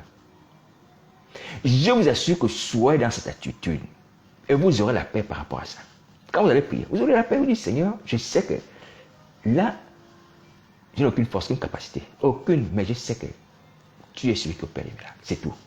Quand tu vas prier comme ça, mon ami, tu vas voir le miracle. Ma soeur, tu vas voir le miracle. Alléluia. Tu vas voir le miracle. Jésus-Christ aime ça. Quand on s'abandonne à lui, il dit, Seigneur, je suis impuissant. Seigneur, je ne peux rien. Mais je sais que tu fais le miracle. Tu as marché sur les eaux, tu as multiplié les pains. Agis. Et il agira. Alléluia. Il agira. Donc, voici pourquoi je vous demande de ne pas vous inquiéter. Il n'y a pas jusque ça. Nazareth, ne vous inquiétez pas. Tu vois les êtres de 4 mètres. Tu vois les êtres abominables. Comme Ézéchiel le dit, les figures des bêtes abominables. Alléluia, qui te font peur. Qui vomissent peut-être le feu, les choses comme ça. Les grands crocodiles, les grands serpents, les dragons, ces choses-là. N'aie pas peur, n'aie pas peur. Ce n'est pas toi qui vas les chasser. Ni ta vie, ni ta maison, ni ton ministère. Ce n'est pas toi. Jésus-Christ Nazareth qui va les chasser. Et il s'agit ici des miracles. Toi, ce que tu vas demander, c'est de Seigneur, délivre-moi de ces esprits-là qui me contrôlent sur ma vie, qui me tiennent en captivité. Et je me repens de mes péchés parce que j'ai ouvert la porte à ceux qui puissent me servir. C'est tout ce que toi tu vas faire de prier comme ça. Jésus qui va s'occuper du reste. Est-ce que tu m'entends? Donc ne t'inquiète pas. Ne t'inquiète pas. Ta délivrance est une affaire de miracle. Les ossements desséchés d'Ézéchiel ont repris vie de façon miraculeuse. Vous voyez, Ézéchiel le prophète n'a jamais fait une chose pareille de sa vie. Lorsqu'on regarde même sa vie de prophète, elle lui a opéré de tels miracles. Il a prophétisé, c'est vrai. Mais là, on le voit en train d'opérer un miracle. C'est un miracle qui préfigure, qui annonce celui que Jésus-Christ a bien fait à toute l'humanité, c'est-à-dire qu'il nous donne la vie. Ézéchiel le prophète le fait dans une vision. Vous voyez? Donc il s'agit ici d'un acte que Dieu est à la base. Donc Dieu est à l'origine, à la manœuvre. La puissance vient de Dieu, de chasser les esprits malins. Peu importe leur taille, peu importe leur puissance, peu importe leur influence. Alléluia. Voilà. N'aie pas peur, n'aie pas peur, n'aie pas peur, n'aie pas peur, n'aie pas peur. Crois simplement au miracle. Jonas avait cru au miracle étant dans le ventre du poisson, je vous assure. Quand il a dit, éternel mon Dieu, je t'offre sacrifice avec la notre grâce. Il a cru au miracle. Dieu peut me sortir du ventre de ce grand poisson qui m'a avalé. Dieu peut me sortir. Même si je n'ai jamais entendu ça quelque part. Mais c'est Dieu-là qui est tellement grand, il peut me sortir. Il a parlé. Et Dieu a parlé au poisson Jonas. Est-ce que tu comprends? Mais tu crois cela. Même s'ils sont jeunes, ils sont forts. Ne crains pas, ne crains pas. Jusqu'à Nazareth, il te chassera. Il parle, il les chassera de ta vie. Toi, simplement, réponds-toi. Fais ta part. On va en reparler tout à l'heure. Alléluia. On va en reparler tout à l'heure. La part que tu dois faire. Alors, je voudrais également signaler quelque chose d'important. Vous voyez que lorsqu'on regarde Ézéchiel le prophète est en face de ce monde desséché. Et d'ailleurs, le verset 1 d'Ézéchiel 37 dit que la main de l'Éternel fut sur moi et l'Éternel me transporta en esprit et me déposa dans le milieu d'une vallée remplie d'ossements desséchés. Il me fit passer auprès d'eux, tout autour. Voici, ils étaient fort nombreux à la surface de la vallée. Ils étaient complètement secs. Voilà. Alors donc, Ézéchiel le prophète est en face de ce ossements desséchés. Ézéchiel le prophète n'est pas à distance, n'est pas derrière un écran de télévision, n'est pas devant un écran d'ordinateur, un écran de téléphone portable. Ézéchiel le prophète est en face de ce ossements desséchés. Vous comprenez déjà là où je vais en venir. Alors, ce qui signifie que si nous voulons également que Ézéchiel 37 se réalise pour nous, alléluia, cette parole se réalise pour nous, nous devons aussi être ensemble, nous devons nous voir, nous devons rencontrer. Nous devons rencontrer. Est-ce que vous entendez? Nous devons nous rencontrer. Dieu n'a pas laissé Ézéchiel là où il était, même s'il s'agit d'une vision. Ézéchiel n'a pas vu la vision depuis là où il est à côté du fleuve Kébar. Comme ça à distance, non. Dieu l'a mené même dans la vision à se déplacer. Il a déplacé Ézéchiel. Il l'a transporté en esprit. C'est ce que la Bible dit. Il l'a mené dans le milieu d'une vallée remplie d'ossements. Oui. Pour que Ézéchiel puisse voir, puisse rencontrer les ossements, observer. Et il a vu qu'ils étaient fort nombreux et qu'ils étaient complètement secs. Alléluia. Nous devons nous retrouver ensemble pour prier. Mes frères et sœurs, nous devons nous retrouver ensemble pour prier. C'est vrai que je vous exhorte humblement. Et je vous invite aussi par Internet sans vous voir. Vous voyez? Mais il est évident que lorsqu'on va rentrer dans les choses sérieuses, ce qui signifie que lorsqu'on va chasser les démons, les esprits malins, il faut qu'on se voie conformément à la vision d'Ézéchiel 37. Je vous ai rappelé, Josué 1:8, qui veut qu'on puisse appliquer ce qui est écrit, c'est avoir le succès. On applique ce qui est écrit. Ézéchiel le prophète était en face de ce monde desséché. On doit être ensemble, on doit prier ensemble. Alléluia. Il n'y aura pas de prophéties sur vous, des ordres de nos esprits malins, par écran interposé, téléphone interposé. C'est pas comme ça qu'Ézéchiel 37 a fonctionné. C'est pas comme ça. Nous avons un carnet de route. Nous avons un carnet de route qui nous guide, qui est Ézéchiel 37. On applique ça, on a le succès. On applique ça et on a le succès. Voilà. Est-ce que vous entendez? Alors donc, je vous invite encore à nouveau à m'appeler, à prendre contact avec moi, sans faire quelque chose, afin qu'ensemble nous puissions prier. Nous puissions prier. Voilà. Et ne prenez pas mal le fait de vous interpeller, de vous désigner comme ossements desséchés, comme un mépris, une injure. Non, c'est simplement pour rester dans le cadre de la parole de Dieu, alléluia, mais qui décrit simplement un état. Un état que je souhaite, par la grâce du Seigneur Jésus, et lui aussi, passager. Alléluia. Voilà, c'est juste ça. Mais sachant que tout homme né là-dedans alléluia, étaient non seulement desséchés. Moi aussi, je l'étais. Alléluia, mais grâce à Jésus de Nazareth, j'ai trouvé la vie, la chair et l'esprit. Alléluia, voilà. Alors, donc, cet état de seulement desséché n'est pas une injure. C'est simplement qu'on reste conforme au texte de la Bible. On utilise des mots de la Bible. Alléluia, voilà. On est tous pareils.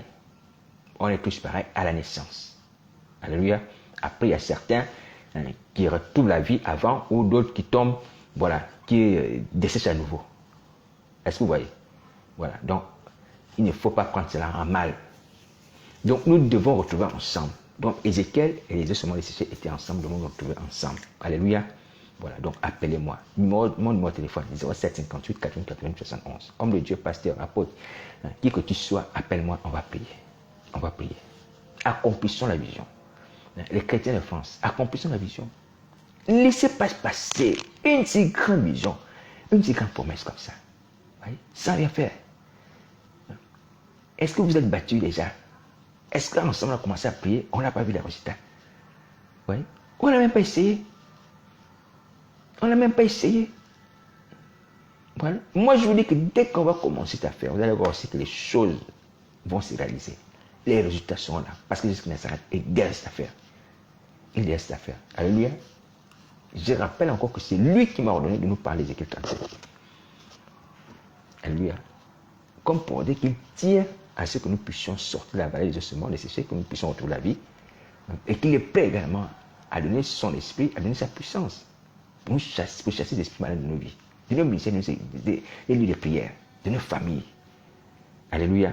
Donc on doit se retrouver, c'est une urgence. C'est une urgence. Cela fait partie du processus de délivrance. Alléluia. Voilà, du processus de restauration. Il faut se retrouver ensemble. Il faut prier ensemble. Il faut prier ensemble. Est-ce que vous entendez? Il faut prier ensemble. Alors, donc, je vais avancer. On vient de voir que, effectivement, que le prophète Ézéchiel a annoncé justement dessécher la vie. Ils ont retrouvé la vie, l'esprit. Ils ont retrouvé l'esprit sur ordre de l'Éternel. Alléluia. Voilà, les choses se passent bien. Et lorsque Ézéchiel finit de prophétiser, selon l'ordre qu'il avait reçu, l'esprit entra en eux, il a prévu, ils s'éteignirent sur leurs pieds. La Bible dit que c'était une armée nombreuse, très nombreuse. Alléluia. Alors, dans le verset 11, Dieu prend maintenant la parole. Il dit à Ézéchiel, il me dit, fils de l'homme, ces eaux, c'est toute la maison d'Israël. Voici, ils disent, nos eaux sont desséchées, notre espérance est détruite, nous sommes perdus. Écoutez bien. Dieu dit à Ézéchiel, il me dit, fils de l'homme, ces eaux, c'est toute la maison d'Israël. Voici, ils disent, nos eaux sont desséchées, notre espérance est détruite, nous sommes perdus.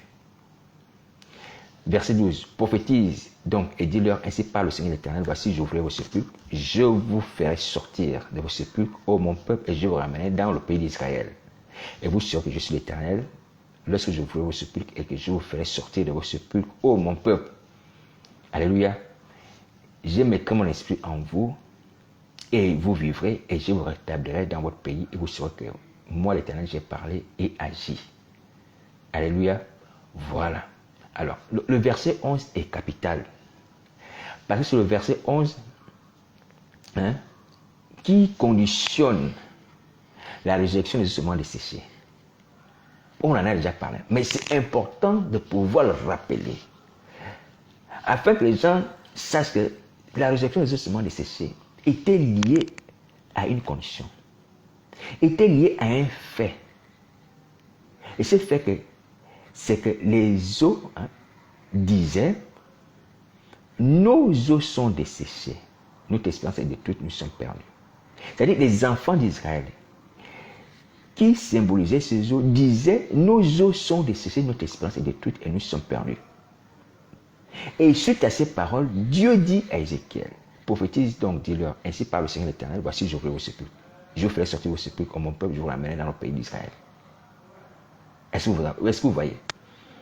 Alors, donc, la résurrection des ossements d'Ézéchiel a été due au fait que les enfants d'Israël se lamentaient. Ils se lamentaient par rapport à leur sort, par rapport à leur détresse, par rapport à la désolation qu'ils vivaient. le peuple était en captivité, asservi aux Babyloniens. L'idolâtrie régnait en Israël. Dieu était parti. Ou du moins, ils avaient fait partir Dieu. Est-ce que vous voyez? Donc, ces lamentations sont arrivées aux oreilles de l'Éternel des armées, qui, dans ses grandes compassions, a dit, bon, maintenant, prophétise et dis leur que moi, le Seigneur, je vais ouvrir leurs sépulcres. Je vais libérer les sépulcres sataniques, les prisons sataniques, où sont enfermées leurs âmes, où leurs vies sont enfermées. Je vais les sortir de la mort et je les ramènerai dans leur pays. Je vais les ramener dans leur pays. Je vais les libérer de l'exil. Je vais les libérer de la domination babylonienne. Je vais restaurer le pays d'Israël. À cause de quoi? À cause du fait qu'ils se lamentent en disant nos os sont desséchés, notre espérance est détruite, nous sommes perdus. Ézéchiel, chapitre 7, chapitre 37, verset 11. Alors, ceci c'est pour dire que si nous ne nous lamentons pas de la situation dans laquelle nous sommes, nous ne serons pas délivrés. Est-ce que vous entendez? Si on ne se lamente pas, si on ne pleure pas devant la face de Jésus qui s'arrête, si on ne gémit pas, on ne sera pas délivré. On ne sera pas délivré. Donc voici ce qui doit nous amener, nous, aujourd'hui, à pouvoir prier. Les lamentations. Les lamentations. Les pleurs, les regrets. La repentance, la confession des péchés. Vous avez un exemple dans la lamentation de Jérémie. Jérémie chapitre 5. Jérémie chapitre 5 est un exemple de lamentation. Et Dieu va dire d'ailleurs à Ézéchiel, lorsqu'il lui donne l'appel, pour envoyer au ministère, de manger le rouleau sur lequel sont écrits lamentation, les peines et gémissements. Condition pour pouvoir restaurer la maison d'Israël. Vous voyez, c'est dans ces conditions-là aussi que nous serons libérés de la sorcellerie. Les drapeaux des nations qui sont dans les églises, les lieux de culte là vont disparaître parce qu'on va se lamenter. Parce qu'on va se lamenter au pays du Seigneur, qu'est-ce qu'on a fait? Regarde ce qu'on a fait. On a été lâche. On n'a pas tenu ferme. L'ennemi est venu, il nous a séduit, on est tombé. Peu importe ce qu'il utilise, soit l'argent, soit les femmes. Ou même les hommes. Voici les choses que nous devons dire à Jésus-Christ. Oui. On était un peuple béni, considéré dans la ville, dans la nation, redouté. Par Satan et ses démons. Même par les sorciers. Vous voyez? Maintenant, on est méprisé. On est méprisé. On est moqué. On est comme des esclaves. Voici comment nous devons parler à Jésus-Christ. Alors, quand je vais parler des sorciers, je vais dire que, bon, les gens, malheureusement, que Satan a utilisé contre nous. Alléluia. Et qui ont aussi droit au salut. Parce que le Jésus-Christ consiste à sauver tous ceux qui ont la sorcellerie. Mais les gens qui avaient la sorcellerie que Satan a utilisé contre nous, ils ont fait des enchantements, ils ont fait des incantations sur nos vies. Et ça nous a atteint. Oui. Nous devons nous lamenter. Et penser à ce que nous vivons avec Jésus-Nazareth. Cette douce harmonie. Quand nous marchions ensemble avec toi, Seigneur Jésus. Je me souviens quand j'ai été converti. Je me souviens quand j'étais baptisé. J'avais tout laissé. Je suis parti chez ma famille. J'ai laissé les études pour toi. Maintenant, je suis captif. Voici les regrets qui doivent nous habiter, homme de Dieu, pasteur. Vous avez ça. Des témoignages, vous avez ça. Ne fermez pas vos cœurs. Pourquoi c'est ça ne peut pas monter de vos cœurs, ce genre de paroles? Pourquoi on ne peut pas regretter cela? Parce qu'aujourd'hui, il est évident que vous vivez l'humiliation, la colère, les ordres bizarres de se souiller à terre. N'ayez pas honte. N'ayez pas honte. Pleurez, mes amis, pleurez, il faut pleurer. Il faut pleurer. Il faut pleurer. Parce qu'on était maladroit, on était lâche. Hein? On était charnel. Moi le premier. On doit pleurer. Voici l'attitude qui convient. On doit pleurer. Non seulement on était lâche, charnel, maladroit, Mais on a été dévalisé. Dévalisé. Oui. Nos biens ne nous appartiennent plus. Ils sont sous le contrôle des démons. Bien matériel, hein. Même l'argent que nous avons aujourd'hui n'est pas sous nos contrôles. L'argent aujourd'hui, conditionné. Les interdits. Oui. Et même l'argent que nous recevons, ah Seigneur, quelle misère. Misère de mon peuple. Que nous recevons des mains de nos frères qui viennent dans les cultes, qui donnent les offrandes. Ce sont les démons qui contrôlent ça. Ce sont les saints qui contrôlent ça. L'argent des offrandes de Jésus de Nazareth est contrôlé par les démons, par Satan le diable. Oui. Quelle misère, quelle misère, quelle honte, quelle désolation. Quelle désolation, quelle tristesse. Soyons dans le deuil. Soyons dans le deuil. Je ne vais pas rentrer dans beaucoup de détails parce que vous avez pensé que je vous fais honte, mais je vous assure franchement, nous devons pleurer. Nous devons pleurer. Nos mariages sont des mariages d'abomination à terre âmes. Oh, Jesus Lord, c'est pas vrai. C'est pas vrai. C'est pas vrai. Chacun d'entre nous avec sa femme. Maintenant, il s'agit d'avoir une femme avec deux maris. Il s'agit d'avoir une femme qui a deux maris. Tu partages ta femme avec un démon. Mais c'est pas vrai, mes amis. Ça ne va vous faire pleurer. Tu ne te souviens pas, toi, pasteur, quand tu avais ta femme, tu étais jeune dans la foi. Vous vous êtes rencontrés, vous aimez le Seigneur Jésus. Maintenant, tu la partages avec un démon. Et ça ne te dit rien. Tu es toujours avec le micro. Parce que tu as les costumes de 4 pièces ou de 3 pièces. Mais ce n'est pas croyable. Nous sommes que jeunes individus. Et réagissons comme des êtres humains. On nous a dépouillés, on a dû nous dévaliser. Nos mariages n'existent plus. Quand les enfants d'Israël pouvaient pleurer, ils disent notre espérance est détruite. Et nous sommes perdus. C'est notre cas aujourd'hui. C'est l'apparence. Nous sommes comme les feuillages. On voit que les feuilles, il n'y a pas de fruits. Mais on a les micros, on a les photos, juste l'apparence. Le feuillage, il n'y a pas de fruits. Quand on s'approche comme ça, il n'y a pas de fruits. Des arbres stériles. Pleurons, pleurons, pleurons, pleurons.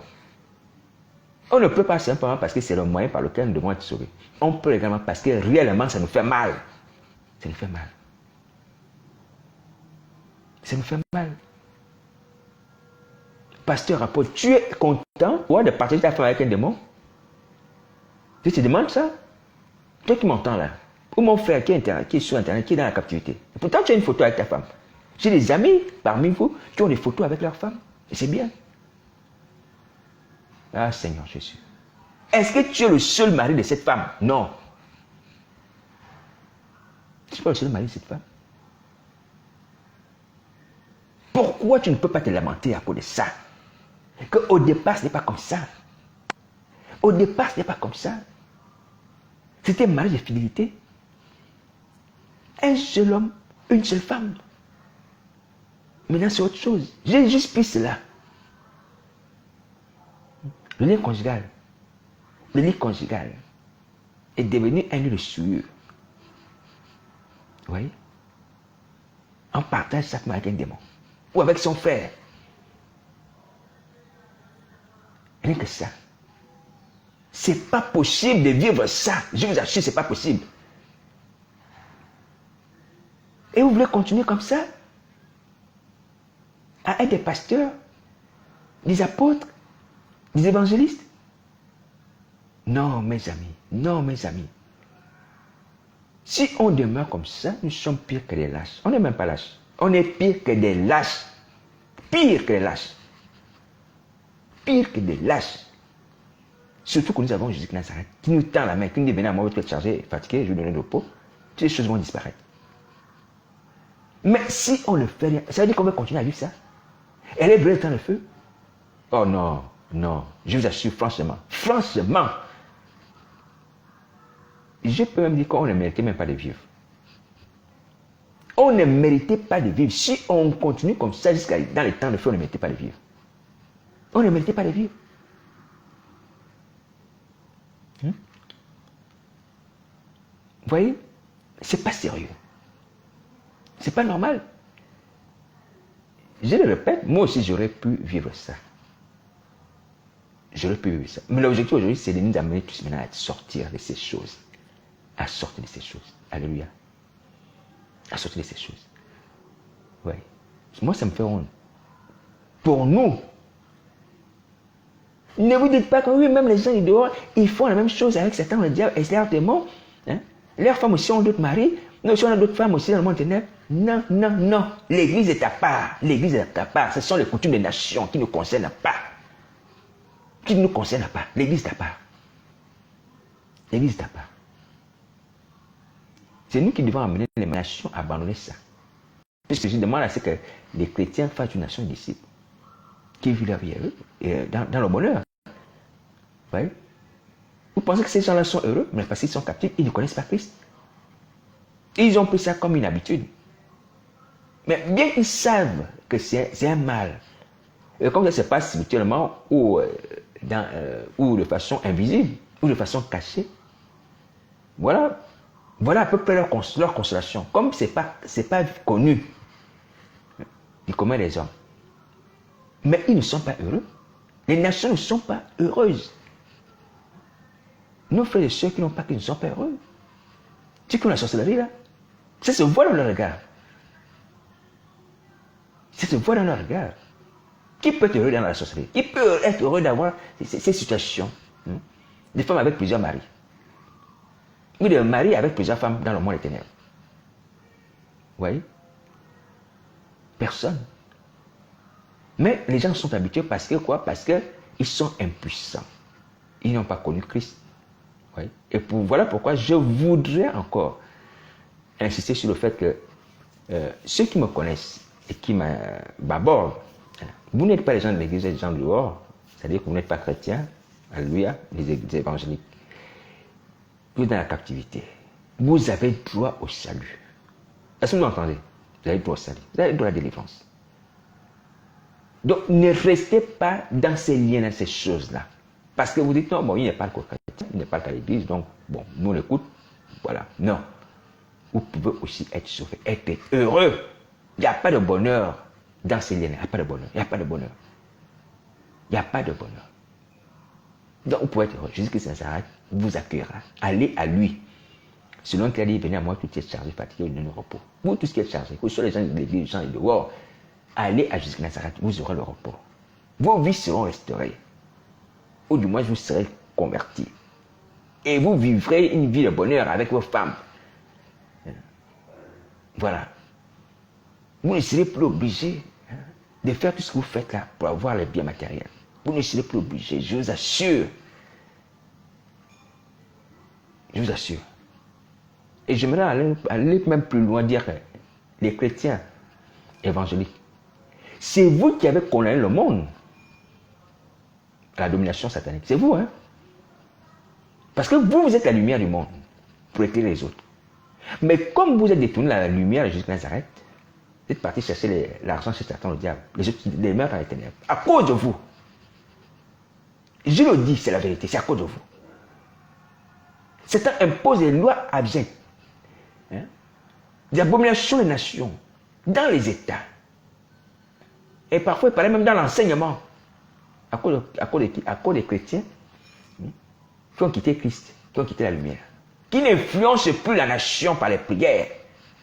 Il n'y a que les prières qui font partie de Satan, le diable. Mais comme vous ne priez plus, vous allez chercher l'argent. Voilà, maintenant Satan impose maintenant des lois bizarres. Même dans les programmes scolaires, on enseigne l'impudicité. D'après ce que j'avais entendu.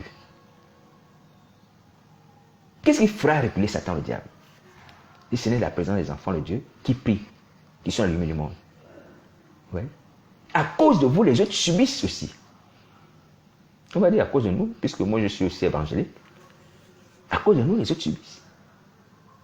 Oui. Ce sont les êtres humains que Dieu a créés. Et le chrétien est une source de bénédiction pour une nation, pour un quartier, pour une famille. C'était un rempart par lequel Dieu repousse les œuvres du diable. Satan ne peut pas opérer là où il y a les chrétiens fervents dans la prière. Lorsque l'ennemi viendra comme un fleuve, l'Esprit de l'Éternel le mettra en fuite. C'est ce que la Bible dit. L'Esprit de l'Éternel qui réside dans les chrétiens met Satan en fuite. Il ne peut pas imposer des lois bizarres. Vous voyez? Vous voyez comment que notre cupidité a amené l'humanité maintenant dans les ténèbres. Regardez les nations, regardez ce qui se passe, regardez les désordres. Parce que les évangéliques sont allés chercher l'argent. Et eux-mêmes aussi sont devenus des auteurs de désordre. Je vous ai maintes fois montré les vidéos de nos frères, que ce soit en Afrique ou en Amérique latine, ce qu'ils font dans les lieux de culte. Vous voyez? Ce qui se passe dans les lieux de culte. Mais sans parler de ce qui se passe dans les nations. Les nations se lèvent. Il y a des marches de protestation sur certains domaines, sur certains aspects de la société. Les groupes d'individus, habités par les sentiments divins, veulent encore la justice, veulent encore la moralité. Mais ils n'ont pas la puissance de changer les circonstances, de changer les lois, parce que ce n'est pas en eux. Les gouvernements peuvent parfois reculer, mais les gouvernements qui sont conduits par Satan dominent sur ces individus, ont le pouvoir, et même de les contraindre, voyez, à se soumettre. Ceux qui ont le pouvoir sur Satan et le diable, le prince du monde, ce sont les chrétiens. Oui. Et on allait chercher l'argent par cupidité. On s'est amusé. Vous voyez, regardez les désordres. Des guerres civiles à gauche à droite. Dans les nations. Et quand on regarde ces nations, les guerres civiles et les conflits, des rébellions à gauche à droite, on se rend compte, mais ce sont les États où il y a beaucoup de chrétiens. Beaucoup des églises de réveil, beaucoup de pasteurs de Dieu, des prophètes. Mais c'est pas croyable. Quel est ce Dieu-là que vous priez qui fait que vous priez et il y a toujours les guerres civiles? Vous priez, il y a toujours les rébellions. Vous priez, il y a toujours... Les richesses sont toujours disputées. Un des groupes d'individus. Quel est ce Dieu-là que vous priez? Qui n'arrive pas à mettre la paix dans le pays, dans la nation.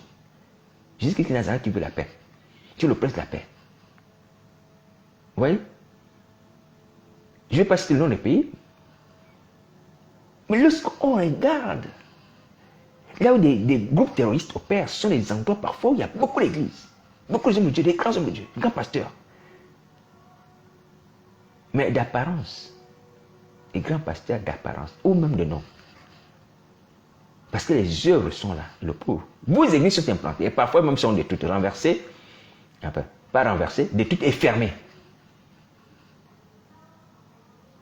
Et comment vous faites pour ouvrir vos assemblées lorsqu'elles sont fermées? Comment vous faites? C'est un pays où les églises sont fermées. Comment vous faites? C'est l'abandon de Jésus-Christ. Quel est le pouvoir qui va contraindre Satan à ouvrir vos églises là? Vous avez fait comment? Vous avez négocié encore le diable, donner des sangs humains, livrer les âmes. Vous voyez? C'est ça, être esclave. Être esclave, c'est cela. Esclave du péché. Quand on pêche, on devient esclave du péché. Oui. Vraiment, c'est pitoyable, honteux. Nous qui avons le pouvoir, nous qui avons la puissance, nous qui avons la capacité à mener les autres nations à vivre dans le bonheur, dans la paix, non, on a tourné le doigt à Jésus Nazareth, chercher l'argent. Or, l'argent appartient à Christ, à son Père, ce qui est au Père, au Fils, et ce qui est à Christ à nous, parce que nous sommes co-héritiers avec Christ. Oui. On n'a pas d'excuses. On doit pleurer. Je vous le dis, là, on doit pleurer. On doit pleurer. Les temps à venir seront déterminants. On doit pleurer. C'est pas croyable. Que les hommes de Dieu évangéliques qui avaient des amis qui sont pasteurs à travers le monde entier, qui avaient leur femme au lycée d'esprit et le groupe d'intercession, tombent. Ils tombent, ils se relèvent. Ils tombent, ils ne se relèvent pas. Comme un château de cartes. Dans tous les continents, ils tombent comme ça.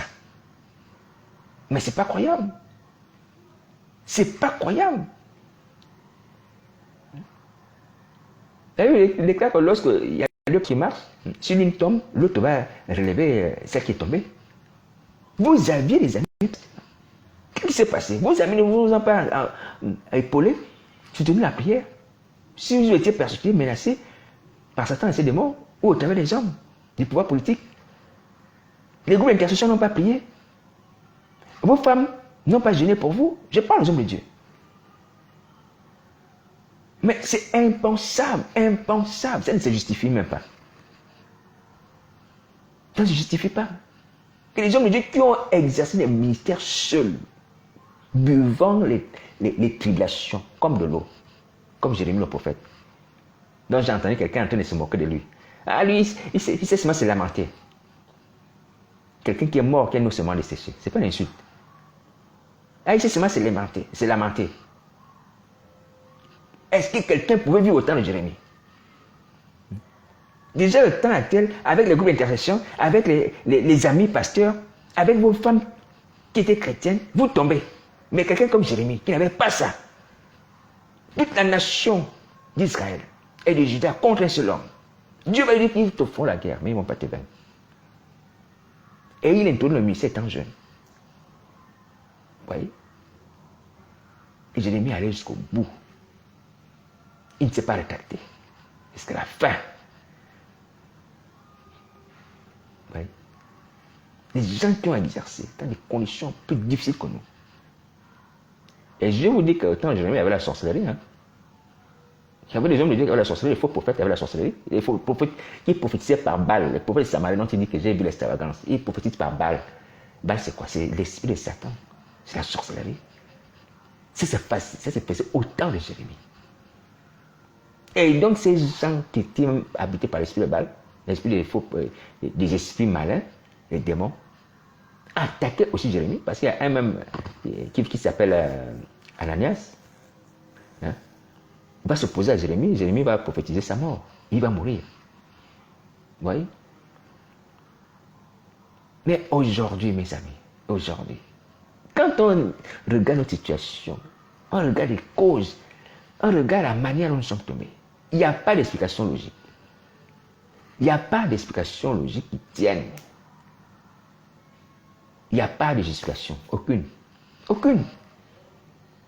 Surtout que, si je vous assure que j'ai accepté Christ dans un moment où l'Église était encore vivante, c'est vrai. Mais où également l'Église était en train de croître comme les champignons. Alléluia. Puisqu'on parle même de ces phénomènes, les églises réveillent, les églises éveillées, chaque fois, on se dit non, il y a une église dans tel quartier, dans tel quartier, dans tel quartier, dans tel coin de rue, il y a une église à gauche, à droite.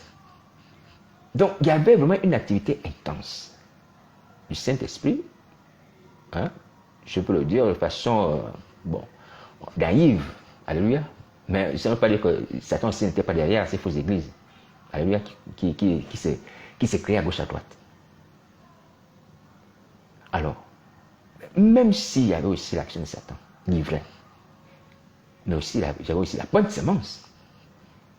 Ça veut dire qu'il y avait déjà un groupement d'hommes de Dieu, d'enfants de Dieu, où le Saint-Esprit assis. Je me souviens de ma conversion. Je me suis converti, j'ai reçu Jésus-Christ comme Seigneur Sauveur dans l'église vivante. Où quand tu regardes les gens dans les yeux comme ça, tu vois la lumière de Christ, tu vois l'amour de Jésus de Nazareth. Tu vois la tension, la tendresse spirituelle, fraternelle, le sourire des anges sur les lèvres. Je me souviens, les yeux brillent, la lumière de Christ. Vous voyez? Tu m'étonnais quand tu arrives dans cette assemblée, tu te dis, mais comment ils sont ces gens-là? Comment ils peuvent être joyeux comme ça? Ils peuvent être si doux avec les gens, accueillants, et qui vous visitent même dans vos maisons. Oui. Mais tous nous sommes tombés. Oui. Les uns après les autres. Les uns après les autres. Comme ça. Comme ça. Comme ça. Comme ça. Comme ça. Oui. C'est pas croyable. C'est pas croyable. C'est que David pourrait dire au sujet de Saul et de Jonathan. Comment les héros sont tombés? Comment les héros sont tombés? Comment vous êtes tombés? Parce que pour David, ça n'avait pas de sens que Saül, hein, un vaillant guerrier comme Saül, un roi puissant et fort comme Saül, et son fils Jonathan aussi, guerrier aussi, hein, puisse tomber. Vous voyez? Ça dépassait David. Il dit non, c'est pas possible qu'il puisse tomber comme ça. Vous voyez? Où est l'Éternel? Même si Saül avait été rejeté. Et son fils Jonathan aussi était un gars vaillant. Vous voyez? Donc, ça ne se justifie pas. Pour ce qui nous concerne, pour Saül, on peut comprendre que Dieu l'avait rejeté. Vous voyez? Pour nous, avec cet ensemble de frères et sœurs qu'on avait autour de nous, pour nous épauler, pour nous tenir, même si les tribulations, les persécutions, qu'elles soient d'ordre spirituel, politique, hein, ou simplement de sorcellerie, parce qu'il y a des gens qui pratiquent l'occultisme, qui pratiquent les arts magiques, le vaudou, les choses comme ça, qui ne veulent pas d'église de réveil. On avait assez de soutien des frères et des sœurs. Une chaîne de solidarité chrétienne pouvait se créer, empêcher que les eaux ne deviennent sèches. Les eaux deviennent secs, pardon. Vous voyez. Mais rien ne suffit. Voilà pourquoi à un moment je me suis posé la question de savoir même, est-ce que vous étiez d'abord converti dès le départ? Parce qu'il est évident que, bon, certes, la chute est là, c'est un constat, hein, mais est-ce que le retour à jusqu'à Nazareth, qui témoigne, selon l'exemple du fils prodigue, que nous étions réellement jusqu'à Nazareth, pourquoi ce retour ne se fait pas? Puisque le témoignage du fils prodigue qui revient à son père prouve que vraiment il était fils de ses pères. Il s'est perdu et est revenu à son père. Donc lorsqu'on se perd, on revient à Jésus-Christ de Nazareth. Ça veut dire qu'on est vraiment à Jésus-Christ de Nazareth. Voici le raisonnement que je fais. Et c'est un raisonnement totalement logique. Le fils prodigue s'est perdu, il a quitté son père, il est revenu. Et ça a témoigné qu'il était fils de ce père-là. Fils de cet homme. Alors nous, aujourd'hui, on est tombés. On est à la vallée justement. Pourquoi on ne revient pas en arrière?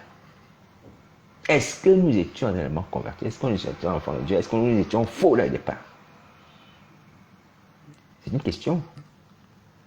Une question que nous avons nous-mêmes la réponse par notre attitude à revenir à Jésus-Christ. C'est nous qui avons la réponse. Oui, c'est nous qui avons la réponse. Mais seulement, il faut se précipiter.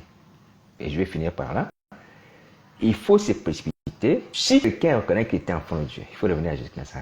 Parce que c'est le temps du retour que nous vivons aujourd'hui. Sinon, après, la porte va se fermer. Voilà. Donc, le Seigneur Jésus vient encore insister sur le fait que nous avons peu de temps pour pouvoir revenir à lui. Nous avons peu de temps. Il faut le faire maintenant. Donc, les ossements qui sont desséchés, qui veulent retrouver la vie, c'est le moment de pouvoir se lamenter, de pleurer. Afin que la prophétie puisse avoir l'effet dans vos vies, la restauration. Alléluia. Donc, c'est la seule condition. Ézéchiel chapitre 37, verset 11. Donc, on doit se lamenter. On doit regretter. On doit pleurer, s'humilier.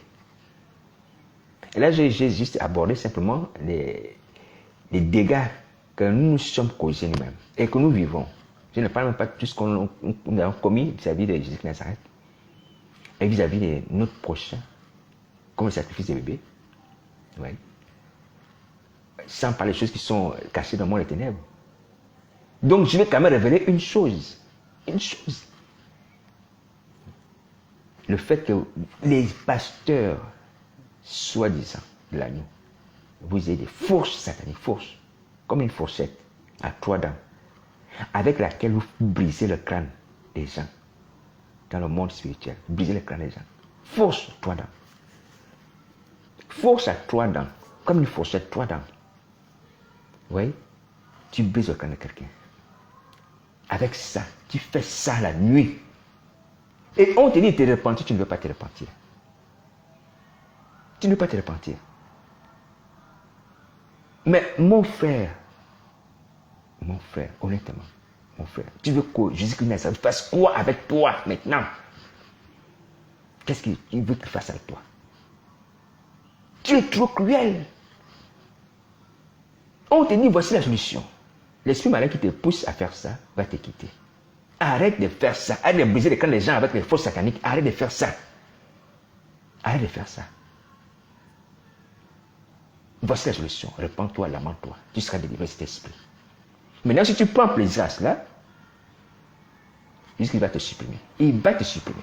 Pasteur, apôtre que tu sois, il va te supprimer. Ce n'est pas d'aujourd'hui dont je parle de ces genre de choses. Ça a longtemps déjà le Seigneur Jésus m'avait révélé ça. Donc ça fait presque des années, j'avais dit. Vous imaginez tout ce temps-là jusqu'à présent, combien de personnes ont été massacrées par vos soins? Combien de personnes ont été voilées par les femmes qui ont l'habitude d'aller voiler les gens avec des foulards sataniques démoniaques? Depuis que le Seigneur Jésus m'a révélé ces choses, et donc je vous en parle. Puisque vous n'êtes pas détaché de cela, vous n'avez pas abandonné ça, vous n'êtes même pas repenti. Ça veut dire que vous continuez encore à faire les mêmes choses. Mais sachez que Jésus-Christ vous voit. Et vous allez le payer très cher. Non seulement dans ce monde-là, le monde est vivant où nous sommes, mais également lors du jugement dernier. Où c'est jeté dans le temps de feu. Vous allez le payer très cher. Vous allez le payer très cher. C'est pas croyable. Les gens se lèvent pour répondre à l'appel. Pape, on leur met les foulards sur les yeux. Ah, venez là, on va payer pour vous imposer les mains. C'est le foulard sur les yeux. C'est le foulard sur les yeux. Mais vous ne pouvez pas me dire que non, mais ça suffit, je suis méchant. Les gens qui vont rien faire, qui ne vous ont rien fait, qui viennent simplement. Parce qu'ils cherchent salut leurs âmes, ils cherchent la délivrance, ils cherchent la bénédiction. Et qui donnent la dîme en partant, qui donnent les offrandes en partant. Et vos femmes font ça, les hommes de Dieu. Comme les filles au temps du prophète d'Ézéchiel. Et vous avez les forces, vous brisez les têtes des gens, vous fracassez les crânes la nuit. Soit disant, on va les baptiser. On baptise avec la mort. Il faut ouvrir le crâne de quelqu'un, et là tu as dit, tu vas le baptiser. Il faut arrêter, il faut arrêter. Il faut arrêter. Vous voyez? Là, j'ai abordé un seul aspect que le Seigneur Jésus m'a montré, mais sans parler d'autre chose que Jésus qui Nazareth vous voit. Et que vous continuez à faire, mes amis, il faut se repentir. Je vous assure que personne ne pourra vous dans le feu.